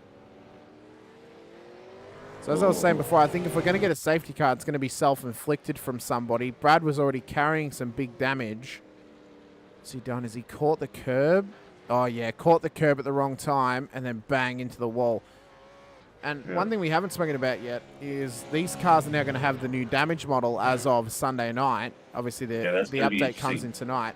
So it means that their tyre model is going to be a little bit better, but also a hit like that could cause big damage to that car comparatively to what it's done now. Yeah, Brett Taylor lost a lot of spots there, mate. Can you have a look to see what it was? Where is Taylor? Look, Matty Parker's in the pits and Sean Van der Meeren. Matty Parker's gone in the pit. He gapped out there. Let's have a look how he's sitting and where he's going to come out. Stop moving on me, oh, Taylor, big tank slapper through there and had contact with Healy as he tried to come through. So that is why Mr. Taylor's dropped so many spots. Let's now let Mr. Crow through as well. We're both on him. I was already on him when I came back off the replay. Oh, Cowie had a really wide run there through the bus stop. Yeah. Dylan Gray and Jamie have stayed out, so we're. So it appears to me. It appears to me, Sinker. Last night. Yeah. It appears to me that a lot of drivers are really struggling on those tyres now. Yeah. And I'm worried because it's going to be hard for them to get to the hour mark on one set of tyres, especially with a track this hot. If we look at the track temp now, we're still sitting at 49 degrees, so it's still cooking. And this circuit's already a tyre killer, regardless of the track temp. So this is only going to get worse now. Gray is in. Davis has stayed out. Where is Matty Parker if you want to sit on Mr. Gray? I've got Dylan Gray on the camera in the pits. Let's see. This is going to be our first crossover from the top few guys. Let's see if the undercut is powerful here or not. He was well over a second behind Dylan at the time. Billy Moles just called something in. Yeah, Josh King's had a moment. We'll have a look at that in just a second here once Mr. Gray comes out of the pits. Matty Parker into the final sector now. So you can see Gray at about 47 seconds or so. He should drop any second now. He's as still Parker on the jacks comes right round. Oh, Parker's going to take the lead. He's dropped right now. Oh, he's just dropped. This is going to be tight. It's going to be so tight on exit. There's Parker. He's taken the lead from Dylan Gray. Are they side by side? Oh, my God. That is sensational. That was so close. What was the difference in pit times? Let's have a look. Dylan Gray. Well, it's not that much difference. Parker was up on the ramps to 25.93. Dylan was up for 28.78. And those 3 tenths is what cost him. Look at that. So both coming out. We don't know if they've got fresh rubber or not. And they're going to be pushing it like crazy. Now the interesting thing is going to be, where is Jamie Davis going to take his pit? It wasn't even 3/10 Sinker. It was 3 seconds. Oh yes, 3 seconds. Yeah, correct. Yeah. Oh, yeah. That is what has done him in. Going that lap longer and needing that lap longer worth of fuel in the car. So this is going to be interesting. Davis is in the pits. Who's that in front of him with no bonnet, no front guard? That's Mr. Rushworth. After hitting someone, I do believe. John Gallen's just gone in as well. So he was sitting in second behind Jamie, which, not the natural order of things. But anyway, here we go. Davis is on the pins in the air. Phil's asking draft worth much in these. It can be, Phil, depending on the track. Around this track, it's about 0.8 of a second, and it can actually help you save a lot of fuel in these cars by being in the draft. So they're going to come around the final corner. I think they're actually going to be well ahead. 30 seconds on the ramp, 24, 25 seconds, or 26 seconds on the ramp. They've got him. They've got him by a hell of a mile. Coming out. They've got him here, Sinker. And it's by a fair bit as well. That's all right. That's good. That was a long pit by him. So it was a very long pit. Yeah, he's taking more fuel, so he's going to be in a bit better position than these guys, I think, coming through the end of it, depending on how they're going to. He's gone for a full second slower, full second more, and a bit on Dylan Gray, so that's good. Yeah, going that extra lap has hurt him a little bit in that sense, but we'll see if it pays off later in this race, meaning that he doesn't have to fuel save as much. But currently, Matty Parker is provisional leader of this race as Peter Vanderkren is P1 on the road to Troy Dooley, Travis Daly, Andrew Cow and Mitch Noble make up the top 5, and then for the provisional positions, it's Parker, Gray, Davis for 1, 2, and 3. Oh, good going, young fella. As Vanderkran brings it into the pits now, whereas Dooley, he's also going to bring it in. I'd say Trav Daly's going to be in a similar boat as him as well. So they've actually gone slightly longer now, Singer, which means their next stop is going to mean they need slightly less fuel to get home, as Cowie's going another lap. Oh. So this could pay dividends. All right, let's see where these boys come out. Who's our lead guy that's in there? Vanderkran. I'll put him up on the bottom screen so we can see how they're coming out. If I can find him. He's dropping at the moment as Parker's about to come past him to go back to P2 on the road. So Vanderkran's just up on the jacks. At the moment. Where will they come out from the rest of them? Well, Parker, Gray, Davis are still provisional P1, 2 and 3. Obviously, Cowan's P1 on the road at the moment. Now, this fuel save strategy could work to absolute perfection because it means he can go even longer in the next stop and he'll need less fuel on the final stop and he'll gain that time in the pit stop. So he could be on here for quite an impressive finish here tonight if this works out for him. Yep. And Mitch Noble has gone into the pits with Brad Hayes. And it's he's gone a bit long. Geez, he's dropped down to 1, 2, 3, 4, 5th place in the AMs out of that. But that's okay. It's a long way to go. So where is Mr. Parker on road? He's about 19 seconds off the back of Cowie. He's coming up through the toe of the boot. Cowie's just coming into the top of the boot at the moment, up into the middle or final sector of this track, I should say. Pato in the chat saying Parker is having a spurt here, man. He's doing very, very well, is Mr. Matty Parker. We know he's got some good fuel-saving abilities, and now that he's up front of Dylan Gray, we'll see if this is now going to pay dividends for him as Cowie looks to come in for his stop 35 minutes into this race. So if he can go 35 minutes on his next stint, and he may change tyres here, Sinker, because he is pretty close to that 40-minute mark. If he can go 35 minutes on this next stint, he's only going to need 10 minutes worth of fuel to get home. This is going to be absolutely crazy if this pays off for Cowie. Yeah, it's an interesting one, that's for sure.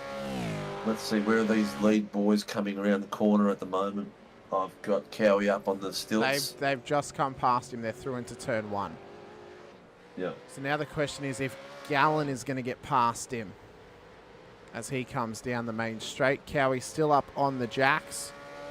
He comes by. Kai Turner in behind him. He's going to get past as well. As Troy Dooley, Scott Weston, Trav Daly, Sean Vandermill and also looks to come through as well. Cowie's just dropped. It looks like he's going to come out just in behind Sean Vandermill and ahead possibly of Blake Fitzpatrick. There's Cowie there. There's Peter Pavach. He's going to come out just behind them. So back where he was before he pitted, but the payoff will be on the next stop when he can go slightly longer and take less fuel. Oh, he would be praying for a safety car, Rick. I don't know. He needs probably about 3 or 4 safety cars to save enough fuel to get home on this one-stop strategy. Vanderkran's in the pit now as well. Oh, he's coming again.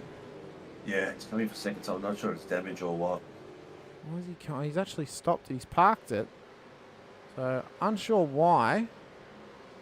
Maybe he thinks he can get home from here. I don't know, but that's a very interesting play there from Peter as Parker leads the way.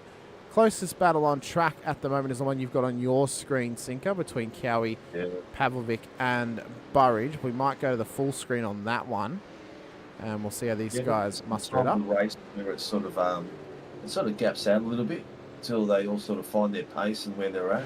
I'll go to Steve Martin. What kind of, if no one's watched an endurance race before for supercars or any endurance race, you find that everyone spreads out in the middle sector because their fuel strategies are slightly different.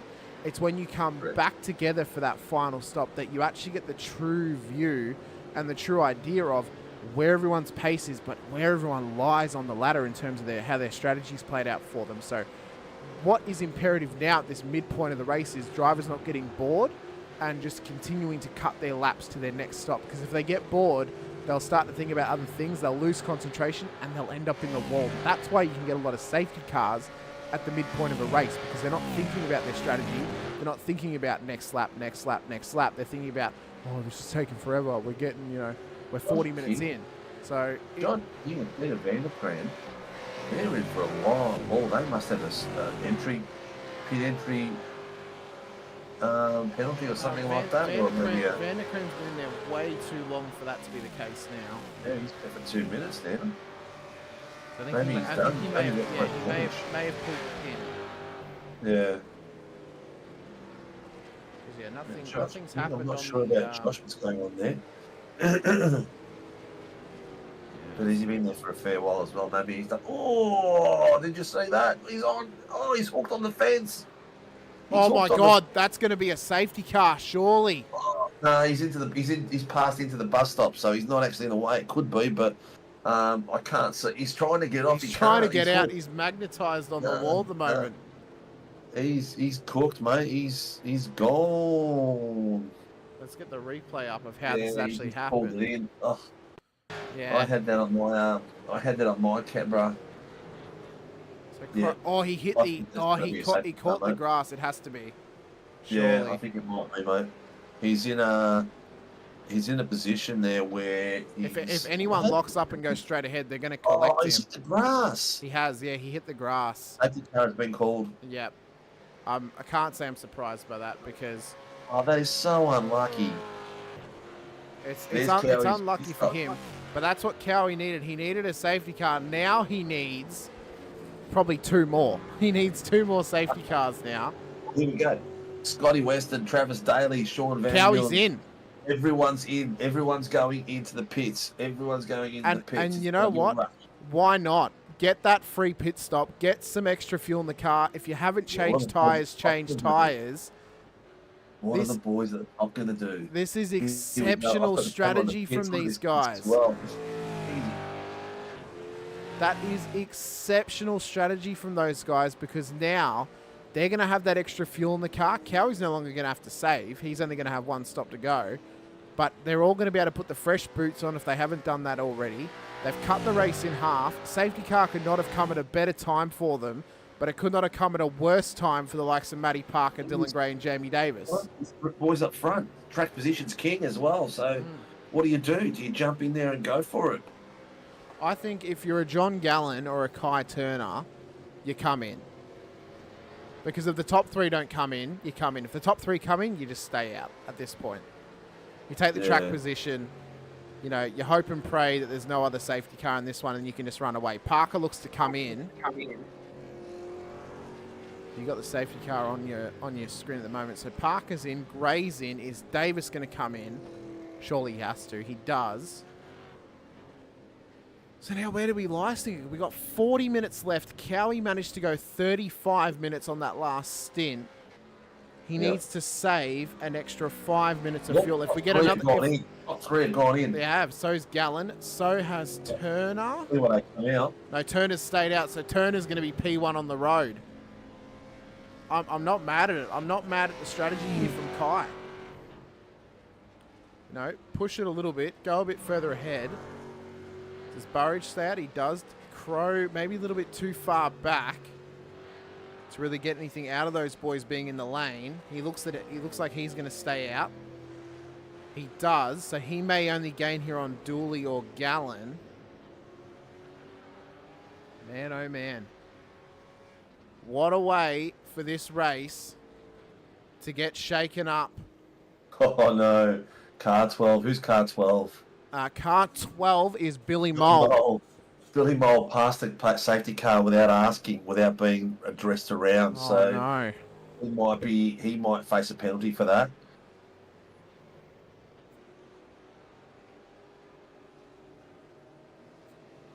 I'll have to ask Barbs where the safety car paid scheme is. Yeah, he didn't have it last week either. No. So where did Matty Parker, Dylan Gray come out? P2 and P3. They're just in behind Andrew Rushworth, who's currently lap traffic. Well, they did very well, didn't they? The only one who's really missed out on this is Jamie Davis, who's now lost out to Chris Burridge. Did Burridge come in? He didn't. So Burridge stayed out. So he didn't come in at all.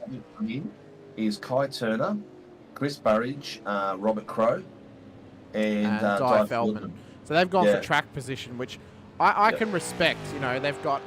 When we go green, they'll probably have about 5 to 15 minutes of race about them, of actual full-paced action. So it may pay off them, because the rest of the field still will need another pit stop. There's no way they're going to be able to make it home from this point without another safety car. So they're still going to have to come in. They've taken the track position advantage over the rest of the field. This could still pay off for them at this point, especially if they are in major fuel-saving mode underneath this safety car. Yeah, there's still a few wave around by the look of it, because Matty Parker has got in front of him. Well, Rushworth's now gone, so they've waved Rushworth around. Yeah, who's in front of Parker on track at the moment? That's Turner. That's Turner. He's so P1 on the right. road. He's lead lap. Then you've got Dylan wave Gray. around that's going to happen is Brad Anderson. So Brad Anderson's the only one that needs a wave around at this point. Yeah, correct. Yeah. The rest are all done. Josh King's got Kai's coming in. So this is going to be a big loss for Kai now, because he's coming under the safety car. So the whole field's now going to come past him, unfortunately. No.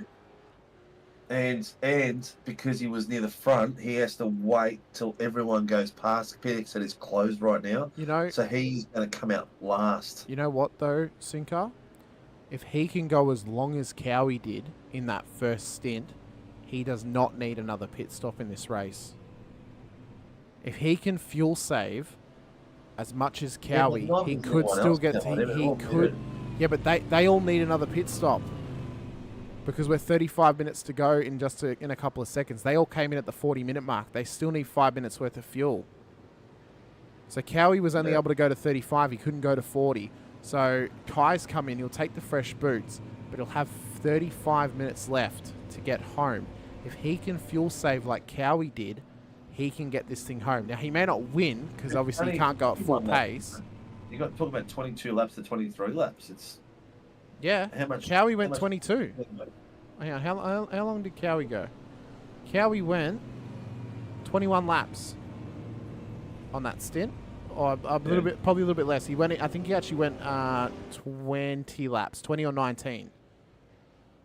So it's possible he could do it. It'll be tough. If he gets another safety car, he's golden. Same with Cowie. But it's whether this is now going to pay off for him. It's a big gamble, but he's got nothing to lose from trying it. He's got, nothing to lose. He's not in the championship battle. Roll the dice, have a crack, as Brandison's now been giving his way around. So I think we should be going green at the end of this lap, Sinker, if I'm correct, as there's no other wave rounds needed. Called it. But we're waiting for... So Martin and... Are Martin and King back on track? They are, so they're getting their wave rounds now. So Vanderkran's the only car out of this race at the moment. He's still in the pit lane. Yeah. Yeah, it looks like he's done for the night. So whether Martin actually will Martin get the wave round because he's caused the safety car? No. Okay, so it's only Josh King who could get one now. You noticed he was sitting there on the wall for a while. Yeah. Whoever causes the safety car has to wait till the field has gone past completely. Yeah. And then they'll call them out. So they'll probably pretty much go a lap down from where they were. Yeah. Unfortunately for him, he's gone 2 laps down because of the tow time, but that's what happens, unfortunately. Well, it is. It's you're in a simulation, and you get another chance. In real world, you wouldn't. So we are going to go green this next lap. Safety car has pulled away. The whole field has been condensed back down here, and it's going to be all on for the final 33 or 32 and a half minutes, roughly, of this race. This has now completely changed the landscape, and it now puts the pressure on the top cars in this race. Parker's going to lead them round. He's going to have the control of the field. I think he may hold them to the line. No, he hasn't. He's gone straight away off the apex. Let's go racing once again. 47 minutes, 40 seconds into this 80-minute affair here tonight. And there is still one pit stop needed for these cars to get home, but they've all got fresh rubber. And they can now go full pelt to the end until their next stop. Guy Feldman's going too wide with Shane Newens staying on the inside of her.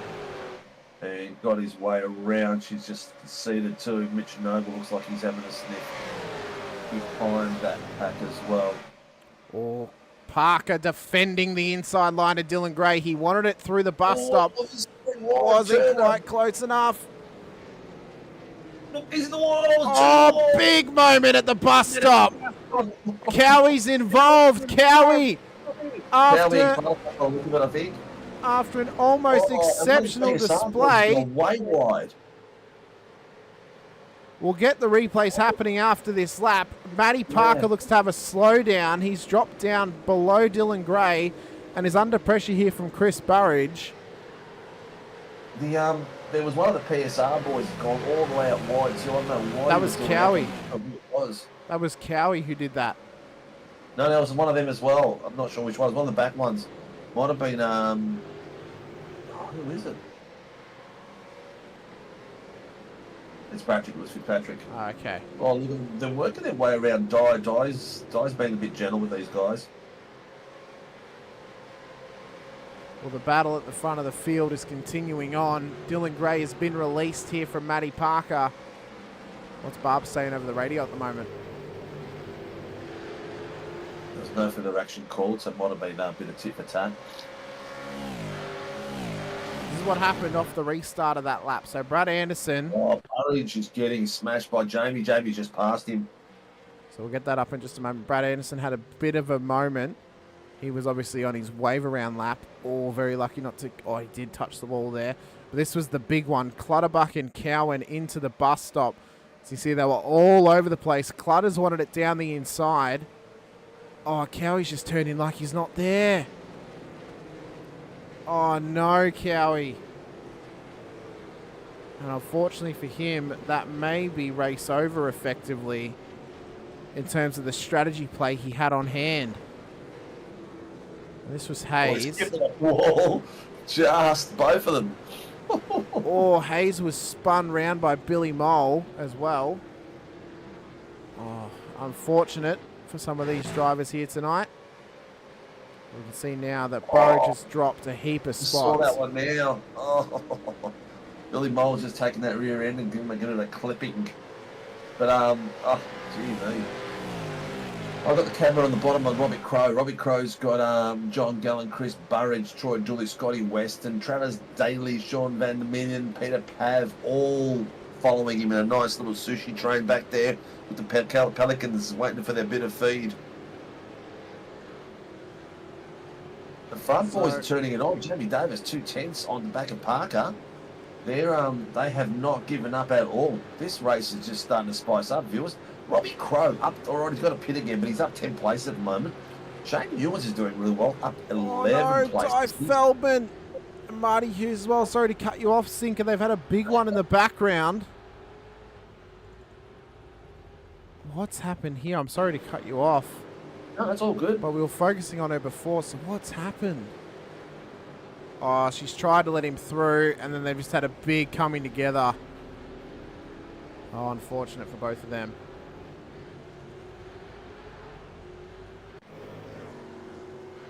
Now she's in the lane. Expected to be there. Unfortunate. That's what happens sometimes as Newens and Turner and Noble continue their battle. Look at that train up ahead. It's crazy. Oh my God. What a battle we've got on our hands right now. So saying, so Crowe, he's up 10 spots. He needs another pit stop, but the majority of the field needs another pit stop too, but his pit stop will be slightly longer. But the important thing is, though, Sinker, they can get home from this point if they pit now. They are within half an hour to the end. If they come in, put some fuel in, they can get it home. So any point from this moment on, we can get pit stops. We don't know when they're going to happen. It'll be before the final 10 minutes. But we'll have to wait and see who is going to pay off for at this stage. It could be anyone's game right now. This is just all the look at that. These boys are going hell for leather. Matty Parker and Jamie Davis are not giving away from Dylan Gray. They're putting the pressure all the way through. Good to see them fighting along through there. But this battle here, mate, Robbie Crow has got pressure like you would not believe here from Gallon. Gallon is looking for every inch of track he can see and putting himself in every little bit of mirror for Crow to make sure he's got the pressure on. Oh, mate, if I know Crowy as well as I do, he'll get those elbows out and he will defend like it's nobody's business if he has to hold this position. Yeah. And he'll try and stay there as long as possible. He's up 10 spots from where he started, but remember, he did drop a bit further down the order as of lap 1 when he had to cross the bus stop when he locked it up through there because there was nowhere to go for him. So he'd already dropped down the order quite a fair bit, and he's back up within the top 10. In fact, he's up in the top 5. He does need that new pit stop to get home. Yeah, 100%. You've got on the back of that pack there, you've got Pavlovich all over Van der Meulen as well. He's like 3/10. You keep going down. Newlands and Mitch Noble having a battle here for the second step of the ends. Noble like 16, 2/10 on the back of Newlands. Newlands has done a really good night. And Brett Taylor, he's strategic. So he's 4 seconds off Mitch Noble. He's aiming for a AMS podium, but he's strategic. He's looking after tyres, looking after everything, so he's got a good sprint home. On board now with Mr. Pavlovic, who's trying to chase down one of Nova Sim Sports' newest drivers in Sean van der Meulen. He's had quite a rise up the rankings since his first season on the showcase. I believe it was season 1 of 2024 was his first season in the supercar with us here at SRW. He's gone from being an unknown on his own to hanging out with Billy Mole, and then to being an old mate and sons, and then now at Nova Sim Sports back with Billy Mole and with the likes of Matty Parker, Todd Duggan, Paul Hayes and others as well, helping him get some more pace out of this car and trying to rise up the rankings. Race control just about to announcement. I can't quite hear what he's saying just yet. Here we go.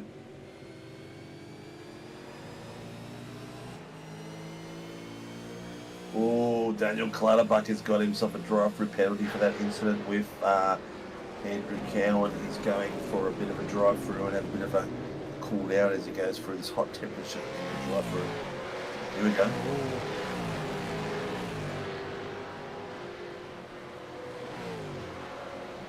Oh. What's happened? Hang on. Okay, so car 12, which is Billy Mole, he passed the drivers on the under safety car. Because of that, he got an incident point. He had to serve a drive-through for iRacing as he did that, and so they've let him serve it together as one penalty. He was very, very lucky there, mate. Very lucky. So Billy Mole on 17th place. That's his natural position on track. Well, unfortunately for him, though, he may have another penalty coming as he was involved with an incident with Brad Hayes. So we'll have to wait and see if that one accumulates into anything or if RC determines no further action on that one. We'll have to wait and see.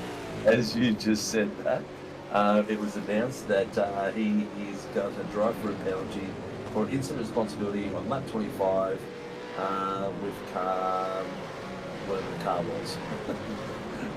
So yes, you were right, mate. He's got that. So he's got himself another one. So that would be his race done and dusted tonight. And he's got pace too, which really sucks. I'm a bit disappointed. He was one of my predictions to do well, wasn't he? Yeah. I thought I heard Burry say pitting in there, but he can't see him pitting in. I'm not sure what he's in now. He's just come in. There you go. So he's doing his pit. So the actual order is starting to fix itself now. We've got Dylan Gray. The boys are chasing them down. So in the bottom screen, you've got Jamie Davis and Matty Parker. I must have missed Jamie Parson and Matty Parker. But they're putting pressure on together and chasing down Dylan Gray. They got Mr. Crow and Mr. Gallen in behind them as well.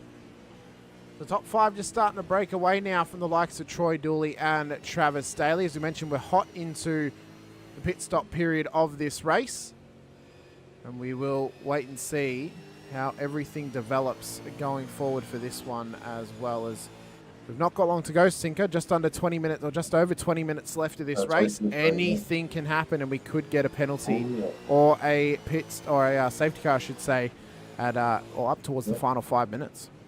Well, Jamie's flying at the moment. He's got it.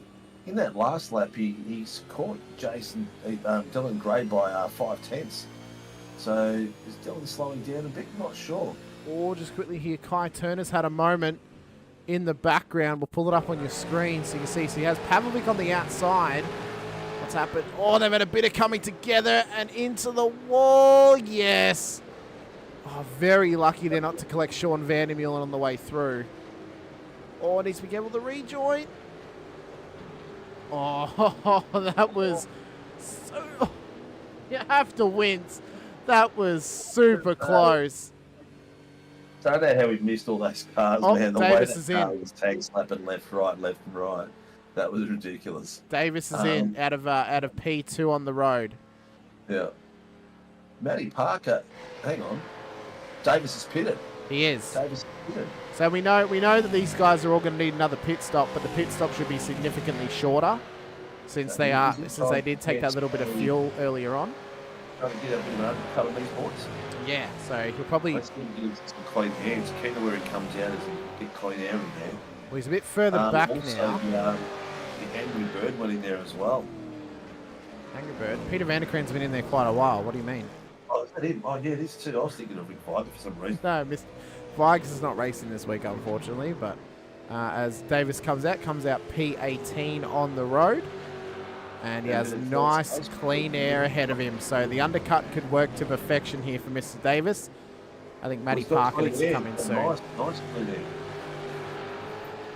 Oh, let's see how he goes with his out lap and then how he heads out with these boys. What are you predicting, Parker? I think Parker's going to need to come in pretty soon. He doesn't want to give up too much time to Davis, obviously, but he wants to try and counteract the undercut and try and undercut Gray himself. Obviously, he's got Gallen and Crone behind him.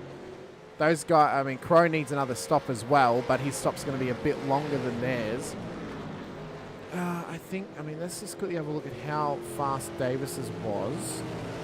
His stop was a 14.12. Oh, I reckon Gallen's going to have a crack at passing Parker now. I think he will. I think Gallen's going to try and get this done. Parker, I think, looks to try and bring it in. I already had it on the top screen. Oh, I didn't see it, mate. Yeah, I did. Sorry. I already had it on the top screen. That's okay. So Parker and Crow are in. Gallen and Gray continue on. I'll head over to Jamie Davis. You keep it on those boys because we want to see where Parker comes out amongst Jamie Davis, who's just coming into the final sector now. Yes, he's coming. He's got the final 2 corners to go. Going to be interesting. It'll be very close. I think Kai Turner's race might be done and dusted here tonight as he's not come back out of the pits. Davis is going to come round. He came in ahead of Matty Parker on the last lap. Parker has dropped. This is going to be uber close when Parker comes out. On board with Davis now. Parker's on exit. Parker has got him. And he's got him by a fair whack as well, Sinker. Oh, yeah, that's going to cost some time. Man, oh man, he lost 2.6 seconds. He was a full second ahead of Parker before the stop. He's lost 3 seconds to Parker over that. Oh, no, he's only been on he was on the Jets for 8.52. Jamie was 14. So he's come out 6 seconds short of pit stop. Is he going to be saving at the end? What's going on there? He might be, but he may have also put more in the last stop prior to, because remember Matty came in before Jamie did on the first stop. So you remember how we mentioned that this is now how they all come together and how their strategies come together. So because he came in earlier, he put in less fuel, which meant that he had more in the tank when they came in under safety car.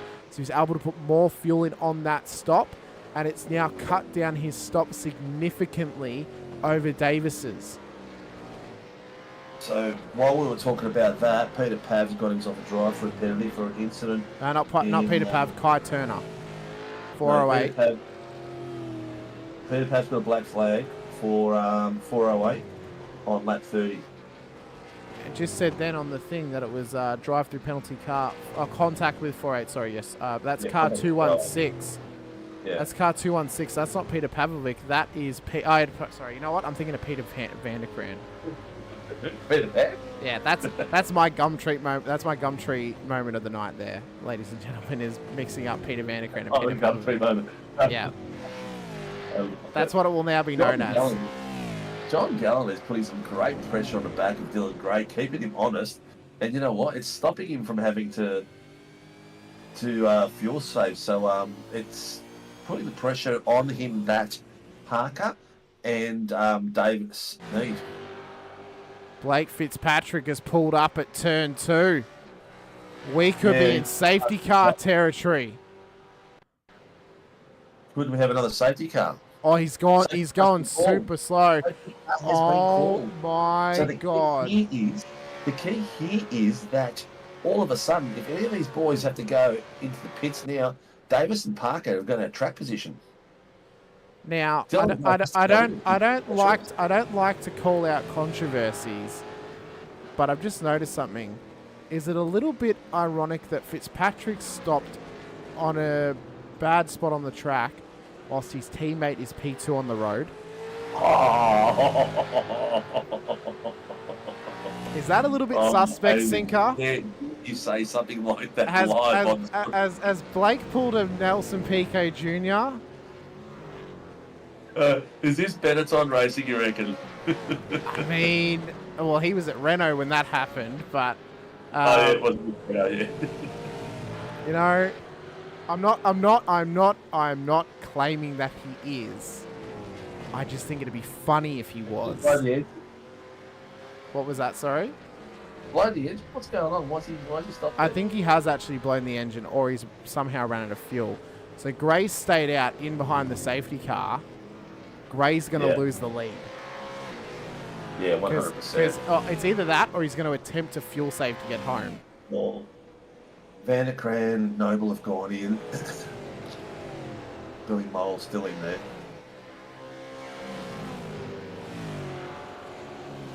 A gap between P1 and P2. Dylan Gray's called for the gap between P1 and P2.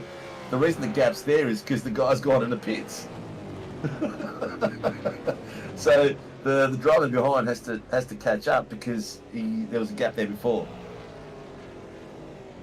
Oh God. Okay, so Fitzpatrick is towing now. This changed a few things. Guess what, mate?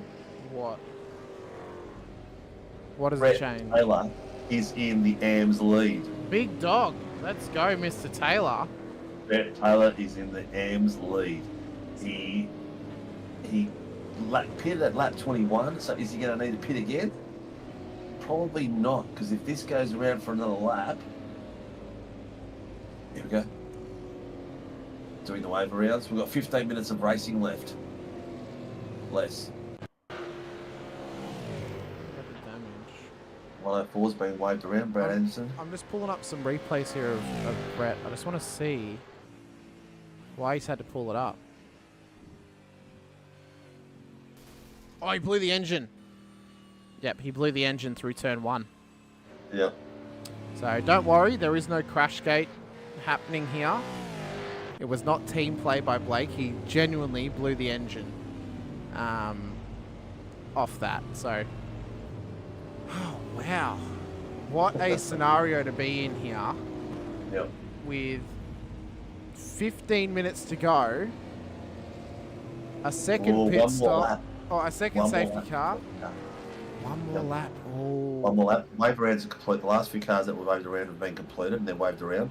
So they've got one more lap, which will take us into what do we got left? 27. We'll have about. We've got 13. We've got 13 minutes at the moment, Sinker. Yeah.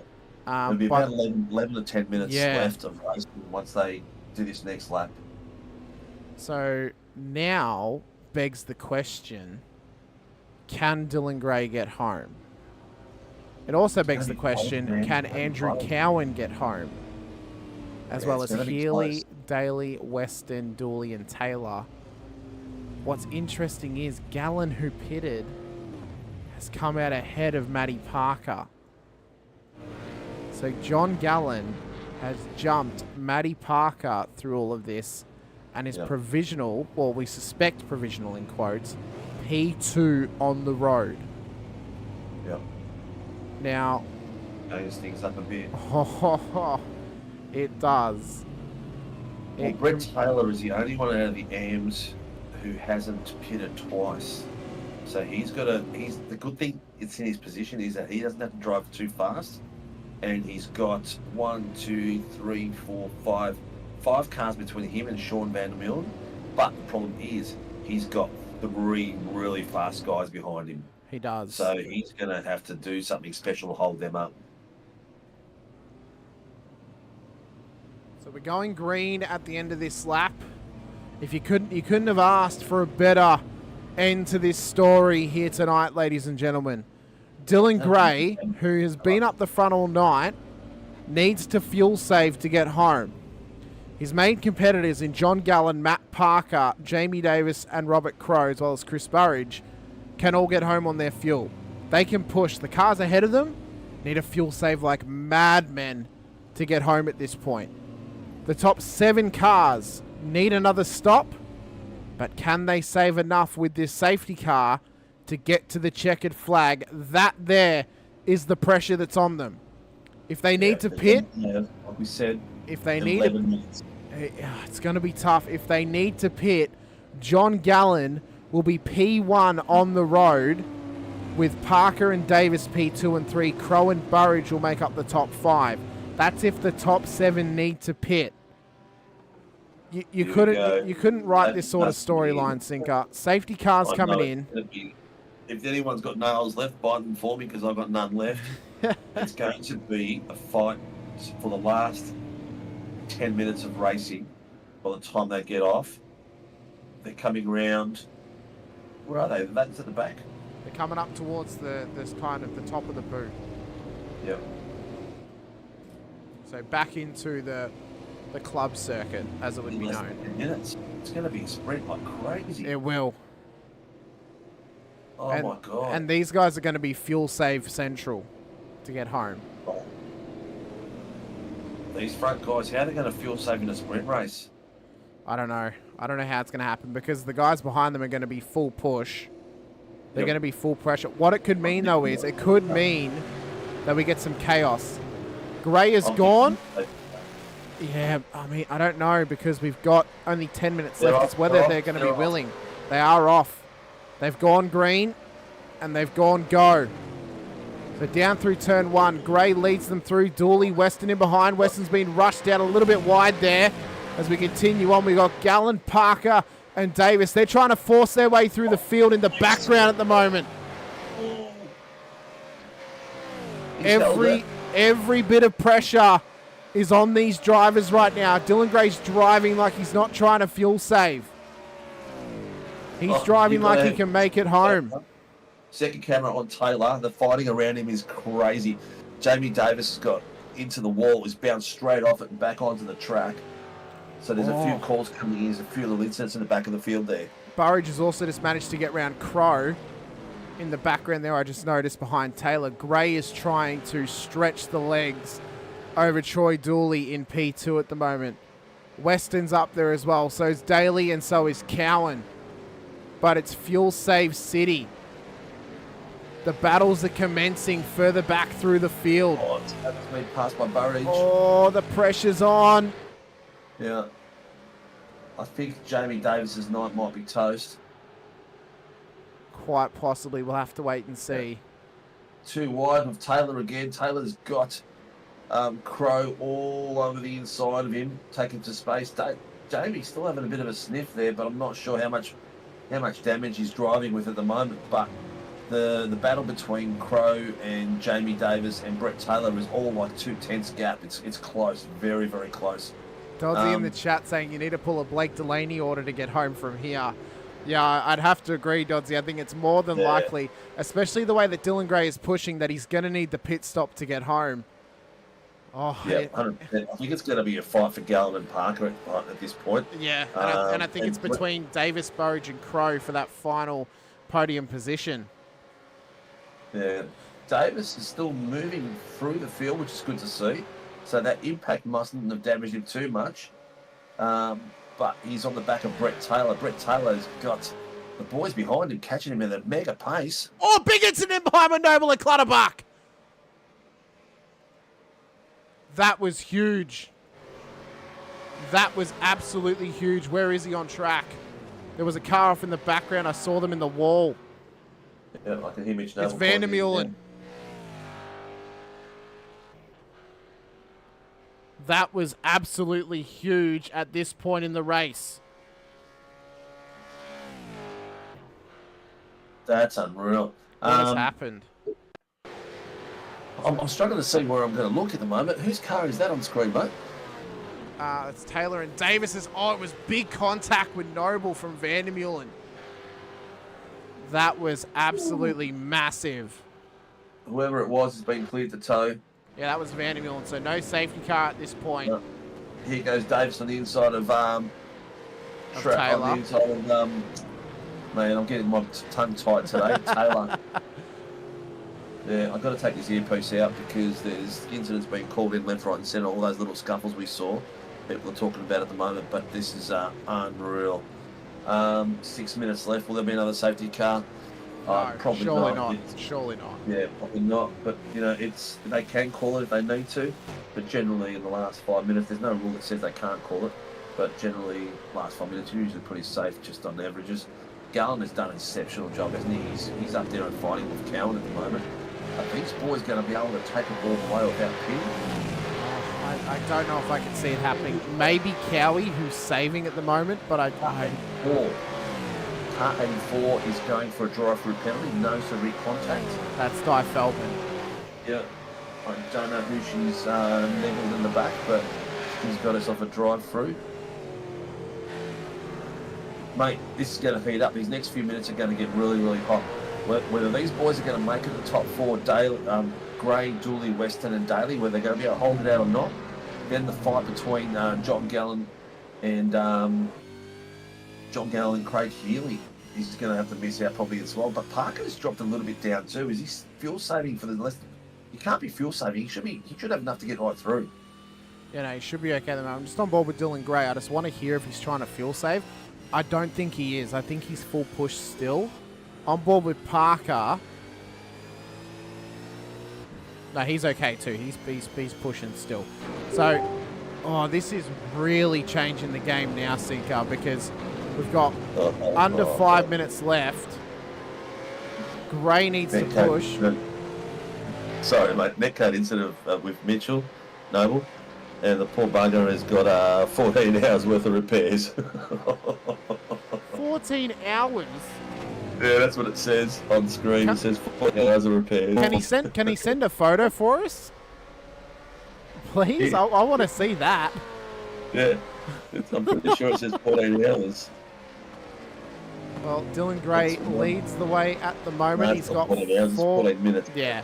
He's got 4 minutes left of this race to get home. He's full push.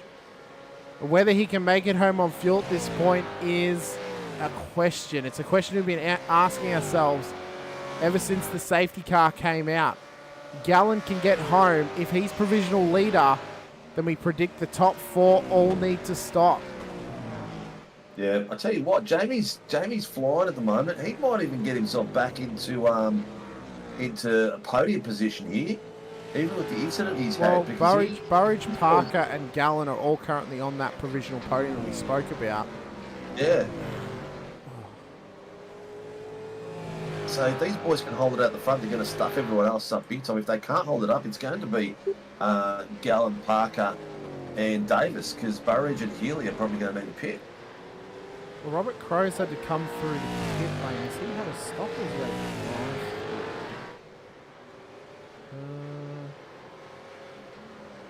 drive? His was a 4-second stop, so even he needed a little bit of fuel as well. Ooh, this is going to be tight, ladies and gentlemen. Black flagged. Matty Parker's been black flagged? Yes. An iRacing black flag or a... No, he's got an incident here. He's been black flagged. I'm not sure what for. I haven't got anything up here that would say why, but... I don't know. Maybe I can get a message in there.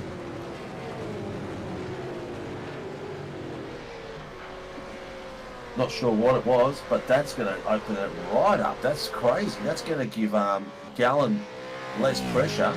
It'll mean Burridge will be possible provisional P2. And I mean that Davis would be back on the podium possibly. Yeah. He's going to be popping cherries like crazy. You know what Parker's like. Oh, yours is just frozen, Sinker, unless you paused it. Nope, it's freezing. But we'll go off the second view for a second, yeah. No, it was my mic causing a incident. It's coming back now. Fitzy in the chat saying, I'll always love SRW even on the days my engine spontaneously blows up. Worst Tuesday ever. We hate to see it, Fitzy. I mean, I don't know if you caught it. We joked about a possible crash gate situation. Full tongue-in-cheek, obviously. Then we checked back. We saw you did blow the engine. So unfortunate for you, mate. You're having a great run. Hopefully you can come back better and stronger next week at the next track.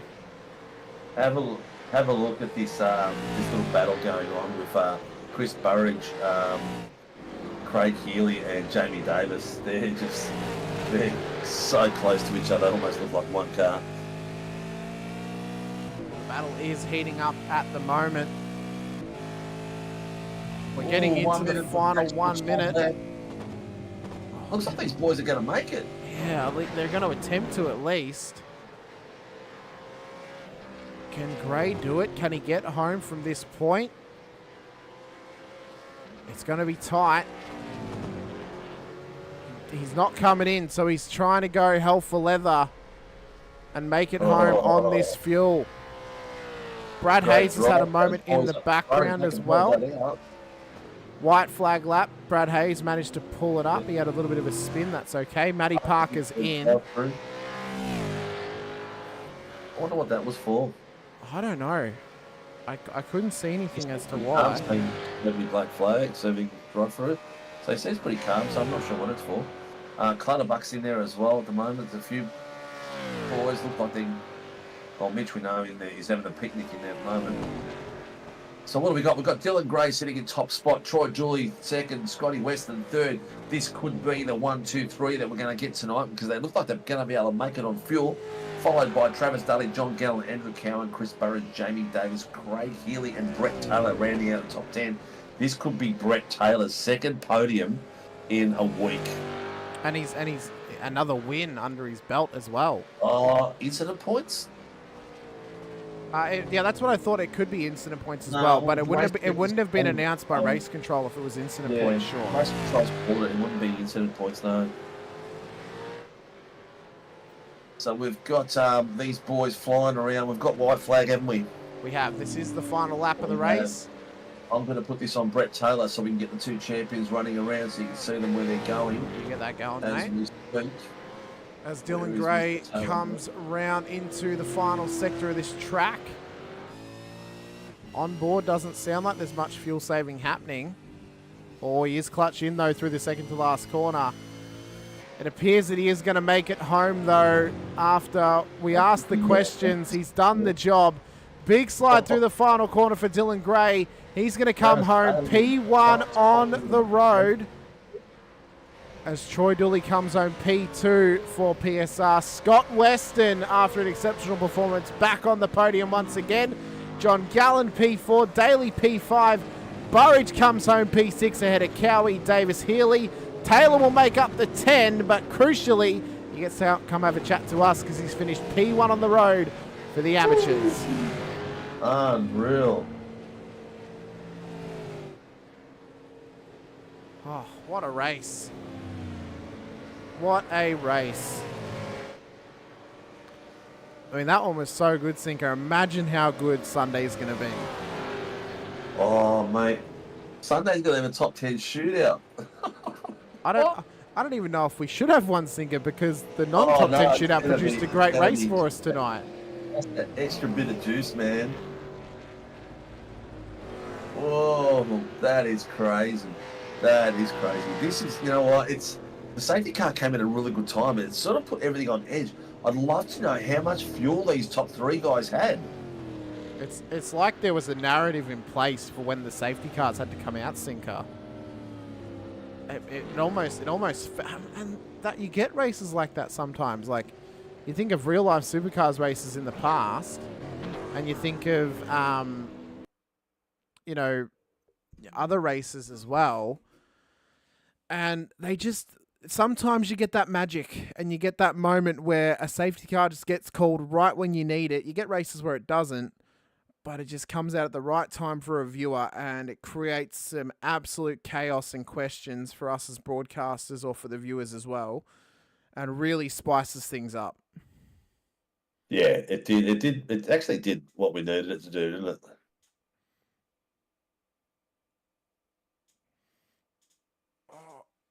The boys are just getting their rundown from the race control, telling them to put tickets in if they need to, all that sort of stuff.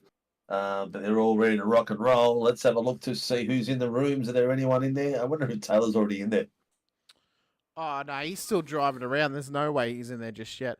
What we will do is we will get up our provisional race results for tonight's race, ladies and gentlemen. This is how they ended up on the road. It was Dylan Gray to Troy Dooley and Scott Weston on the overall podium here tonight, with John Gallen, Travis Daly making up the top 5. Chris Burridge, Andrew Cowan, Jamie Davis, Craig Healy make up the top 9, with Brett Taylor P1 on the road for the amateurs, P10 overall. Billy Mole, Andrew Rushworth, Shane Newens, Matty Parker and Brad Hayes make up the top 15, with Peter Pavlovic, Brad Anderson, Daniel Clutterbuck and Robert Crow in behind. We then move a little bit further back to Di Feldman, Sean Vandermeer and Stephen Martin, Marty Hughes, Mitch Noble, Blake Fitzpatrick, Kai Turner, Josh King, and Peter Vanderkraan makes up the rest of the order. Ooh-wee. There's a great legend of WWF would say. That completely cut off then. I don't even know who you're trying to talk about as well. Oh. As a fan of wrestling, I don't even know who you're talking about. Oh, mate, I'm embarrassed for you. It's all good. Embarrassed for me? I couldn't even hear half the impression you're trying to do. Oh no, it was just the yelp that he does. Are you trying to talk about Sting? No. What was his name? He used to call himself Mr. Beautiful. He used to, the grey hair, old man. What was his name? Well, Ric Flair. He didn't call himself Ric Mr. Flair. Beautiful. He was the Nature Boy. The Nature Boy, that's him. And also, I'd argue Ric Flair is more of a legend of WCW and NWA more so than WWE. Oh, mate, he cut his teeth in WCW and the NWA, Sinker. So, but more to the point, great race, great broadcast as always, great racing, great call. Thank you, viewers. We appreciate the polite words when we do get them. Troy Dooley, what's he doing in the green room? I think even though I told P2 on the road to he got second on the road. He did too. He did. Oh, I'm sorry, mate. Dylan Gray, Troy Dooley, Scotty Weston. Wow, that is crazy. No one that we predicted to get on the podium got on the podium. No, we did say Brett Taylor. I did say Brett Taylor. I also said Andrew Rushworth as well. Yeah. The only one I didn't get was Sean Vandermeer, and I didn't predict Shane Newens to get P3 in the AMs. Well, let's get the high out of this, because this guy's going to be buzzing like crazy. Going to be just about tearing out of his skin like the Hulk. Let's bring in Mr. Brett Taylor, who is our AMs winner again. Mr. Brett Taylor. Wow. What happened there? Going on? I want to know if you're using macros, mate. What the hell's going on? What happened? Seriously, what happened? I have to say that last safety car, that I scraped in by the seat of my pants on that. How much fuel did you have left? Just enough to do that little 3 or 4 second burnout. That was it. That was it. Yeah. Oh. Yeah. I was laying house bricks in my pants before that, because I was watching Blake and I was going, oh shit, I'm gonna have to pit. And then bang, safety car, and then I just kept clutching it all the way around for those 2 or 3 safety car laps. Yeah. And then the what's name was telling me I was okay, but then once we started to pick up speed again, it was like, I don't know if I'm going to make it again. Anyway, I got there. It's starting to be a bit of a habit. This is. I like this habit. This is good. Mate, second half of seasons, Brett Taylor has the switch turned on. Yeah. You need us just to score the second half of the season. Not worry about the first half. Second half's what matters, I reckon. I need someone else to drive the first half, and then I can come in at the end. When you were rubbish, when you used to race near me in the back of the packs. I know. What? Look, let's be fair. Hey, look at what happens when you're not on track, Sinker, and Brett gets to run Yeah. away from you. All of a sudden, I used to battle Brett in the back of the packs. yeah, And it's now I don't feel know the freedom what without worrying about you running into me, Sinker, that I can have a go. one of the multiverses here or something. Is something going on here? Ah, Jesus. Oh, that look. I honestly, I thought I was Cactus. I turned it and had Craig Healy run into me. I think it was turn 12 or lap 12. Oh, is he still there? I think he's jumping up now. We lost his mic. I was about to say to him as well, when are we going to get the likes of Brett Douglas and Scotty Barton in to help him out? Because he's missing some teammates on track. He's gone. He's missing. Yeah. Oh, come on, Brett. Oh, Brett, this is your one moment in the sun, and and he's probably jumped up and down and pulled his mic out. No, you know what I reckon. You know what I reckon he's done, Sinker. He's gone for the nudie run, and the Bluetooth headset is disconnected while he's out there. He's got too far away from his house. That's the problem. There'll be someone in Newtown at the moment screaming because there'll be a wild Tasmanian running around. He's in Geelong now, mate. That Newtown's in Geelong, Sinker. It's the main. It's the main part where GMHBA is. Well, we might have to let him go. We might have to. What an absolute legend Brett Taylor has become in our Tuesday night racing. While we're having a chat to the rest of the boys, I'm going to pull up the ladder and see where he's sitting in there, because he's done an epic job. I believe he might even be taking the championship out as well. We might bring him back later on. We'll see if he comes back. Later in the night. What we will do is, though, we will drag in our P3 in Scotty Weston. Mr. Weston, where has this run of form come from? All of a sudden, you were struggling for a couple of seasons, and then now this season you've had a couple of podiums and you've been looking good once again. No, I have no idea. Just driving, mate. Must be the Perth time zone. Well, and now at least we're not early. The daylight savings fixed it. No, we've also gone to a couple of tracks I actually don't mind and know quite well. Though the track today was pretty damn hot. Well, it was 49 degrees at the hottest point on track. So yeah, we saw it. Oh, mate, I mean, we were kind of, you're a little bit under our radar tonight. We thought, Matty might get up there, and maybe John, or we thought maybe Dylan or even Jamie get up there, but you've just snuck your way through, which we love to see. We love to see a bit of an outside pick get up onto the podium. Hopefully now this means you can take this sort of run into the final end of this season, but also into Vets next season as well, which is only, 2 weeks away till round one. So by the time this season ends, Vets will be starting up. So if you can finish the season off with some good run of form, I mean, Kennedy did it last season of SRW. He finished P2 or P3 in the championship and then went on to win Split 2. So if you can continue this run, it might pay dividends for you going into next season. I'll do my best. Just for you. It's only for you, though. Well, I mean, I miss seeing you up in the top 4 every week, Scott. It used to be great calling action when you're up there. It is quite nice. Yeah, it's a positive. And it's all sort of just fell today, too. Like, my strategy was going to put me close, and I thought I had enough fuel just before that safety car, and I could see, Travis was obviously saving in front of me. And I thought, we're going to get past him. And the next thing I got past him just before the safety car. And then it turned out I needed the safety car because I didn't have enough fuel. So that was kind of lucky. I finished with the leader. Well, I guess everything works out in the end. I was looking at SDK and it was saying it's all good. But no, it wasn't. If we could look at our calendar next week. You made a big jump up the ladder as well, mate. Because what's that guys that are in front of you? Except for Dylan Gray finished behind you. Yeah, okay. So it's going to be a bit of a jump for you as well, which is really cool. I was going to say, I think I'm about 9th at the moment. So you are sitting actually 7th at the moment, mate. Oh, even better. Look at that. Yes. I should be in AMs. I'm on Cowan by 5 points, and really only 12 points behind second place. So you're in a good position, mate. Good sprint home. Oh, we give you some more good tracks and we'll be all right. Well, we got Road Atlanta done, next week for Driver's Choice. Yeah, that's not a bad track. And so it should be a good race. And then I think I just had the calendar up and I didn't check the last round.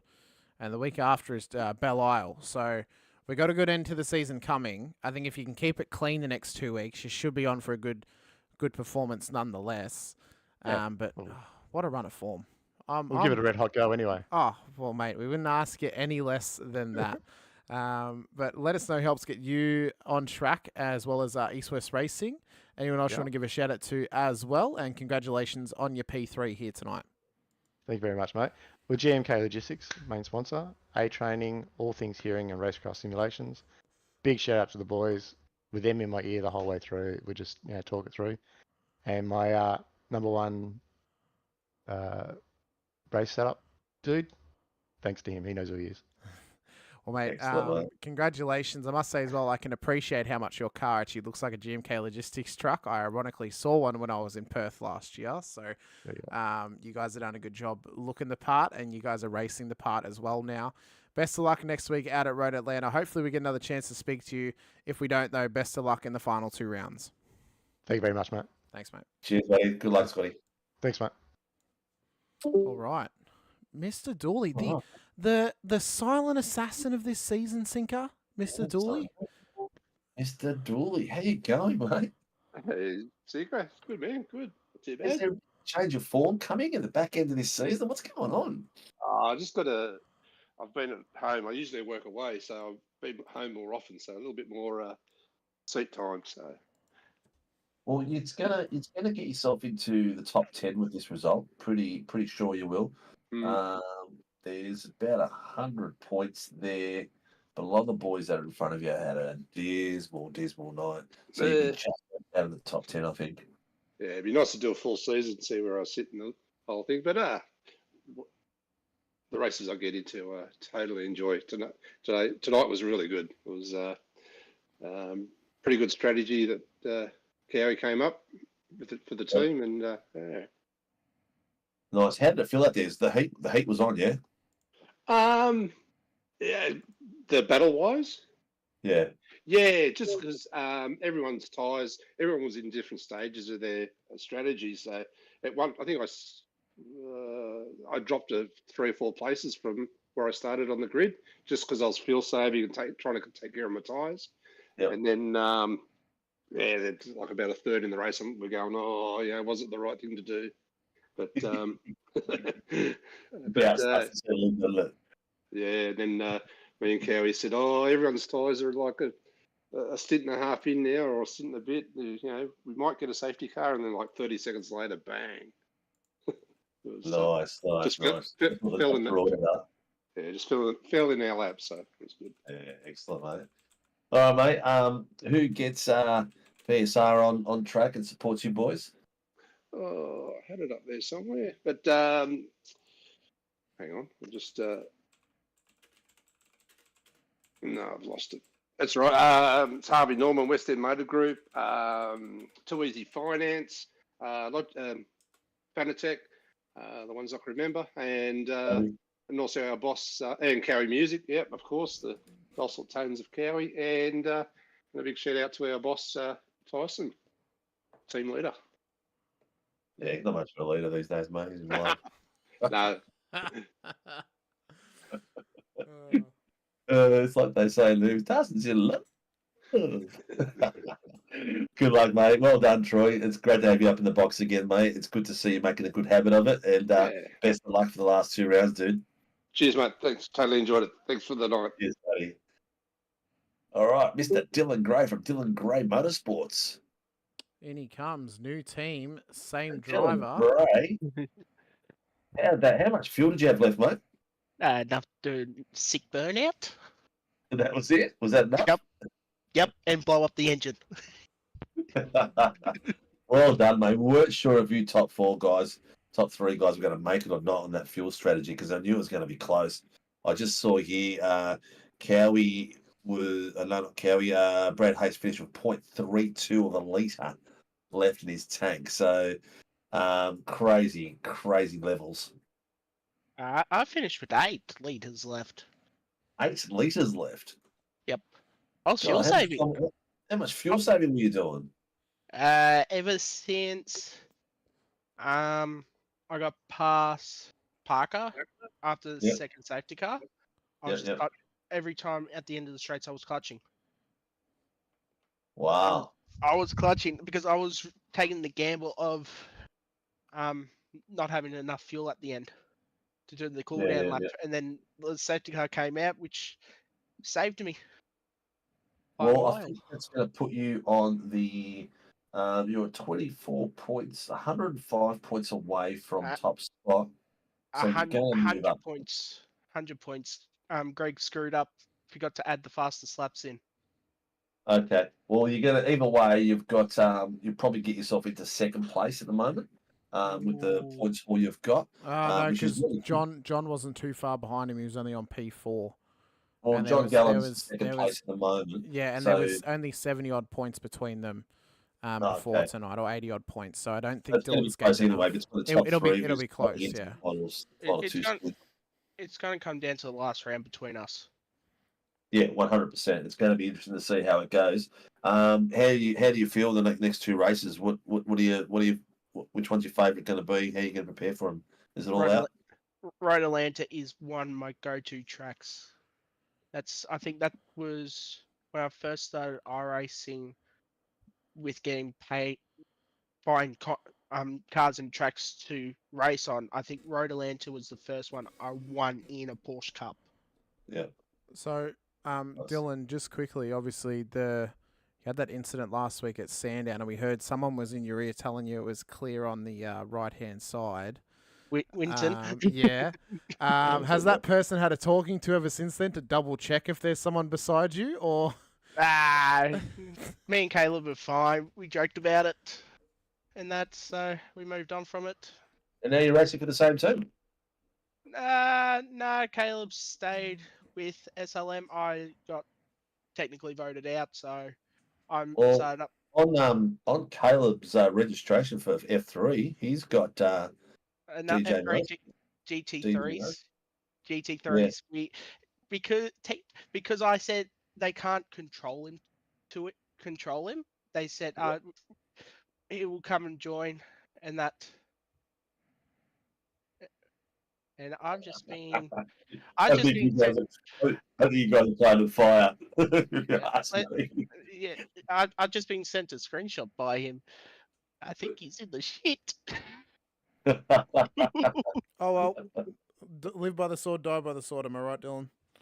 Pretty much. Yep. Yeah, it is. All right, who puts DG Motorsports on track, mate? Suit Speed. I messaged Richard after. What day did I message Richard? I think it was Sunday or Saturday night. I messaged Richard and he said sure he'll sponsor me. So Richard and Chris from Suit Speed joined my dad on Sunday night in the GT3s in the last race. So I'm back now doing Sunday nights in the Supercars, which I'm happy about. Excellent. So that's going to be interesting. Yep. Good stuff, mate. So it's going to be a lot of fun going forward to the end of the season, and starting season 3 is going to be absolute epic. Some amazing drivers joining up. So I'm looking forward to that as well, mate. Who gets you aboard? You got the sponsors, just Suit Speed at the moment, or is there more? Yeah, just Suit Speed at the moment. Just going to work on getting more sponsors on board, hopefully soon. Excellent, mate. Well, congratulations on your win, mate, and well done. Good drive out there. Good luck for the rest of the season, mate, because it's going to be a fight all the way to the very end. I'm not looking to Belle Isle. Belle Isle is going to be probably win it or bin it for me. I think it's going to be a tough one, mate. I think whoever can stay out of trouble is going to be the lucky ones. Yeah. Okay. All right, buddy. Take care of yourself. We'll speak to you soon. See ya. All right, Sinker, that'll bring an end to our final enduro race of the season. Surely will. It was a phenomenal night of racing and cannot wait for Sunday. Going to be absolutely fantastic to get back out here and see how the pros and pro-ams go together. But thanks for joining me once again, mate. It was a great night of racing. If anyone watching hasn't already, please hit the like button, the subscribe, and the bell icon so you are notified anytime we go racing here on SRW TV, including our Tuesday night Warren & Brown Tools V8 Supercars Series, our Wednesday night Shannon's Insurance Formula 3 Nationals, the Thursday night Shannon's Insurance Toyota GR86 Nationals, which is also a Motorsport Australia official series. Currently, our Friday night Warren & Brown Tools GTD Series as well, which will be starting up on Friday for a 3-round spectacular towards the end of the season. And then rounding out our racing week, our Warren & Brown Tools V8 Supercars Super Sunday/Monday Series here to round it all out. This week it is a Sunday series, not a Monday. Next week, though, for Road Atlanta, it will be a Monday series because of Scops. But until next time, from myself, Hamish Munro, and Stephen Sinkovic alongside, thank you to all of our series sponsors, including our title sponsors, Warren & Brown Tools and Shannon's Insurance, as well as our other sponsors, Motorsport Australia, Shunt Scenery, Grim Industries, NeuroPower, and DSL Rail Services.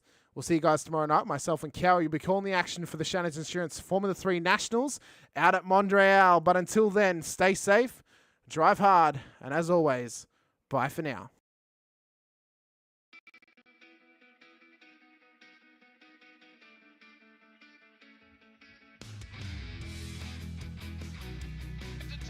This is amazing. I was clash heads again. This is like Chaz Mostert and Cam Waters. Almost the same situation. Better contact going down the hill. Sam Noble wants to sniff on Dave Coleman now. Sam Noble bottle right now because tell you what, Bruce Tanak and Jamie Dyke just absolutely drove away from us.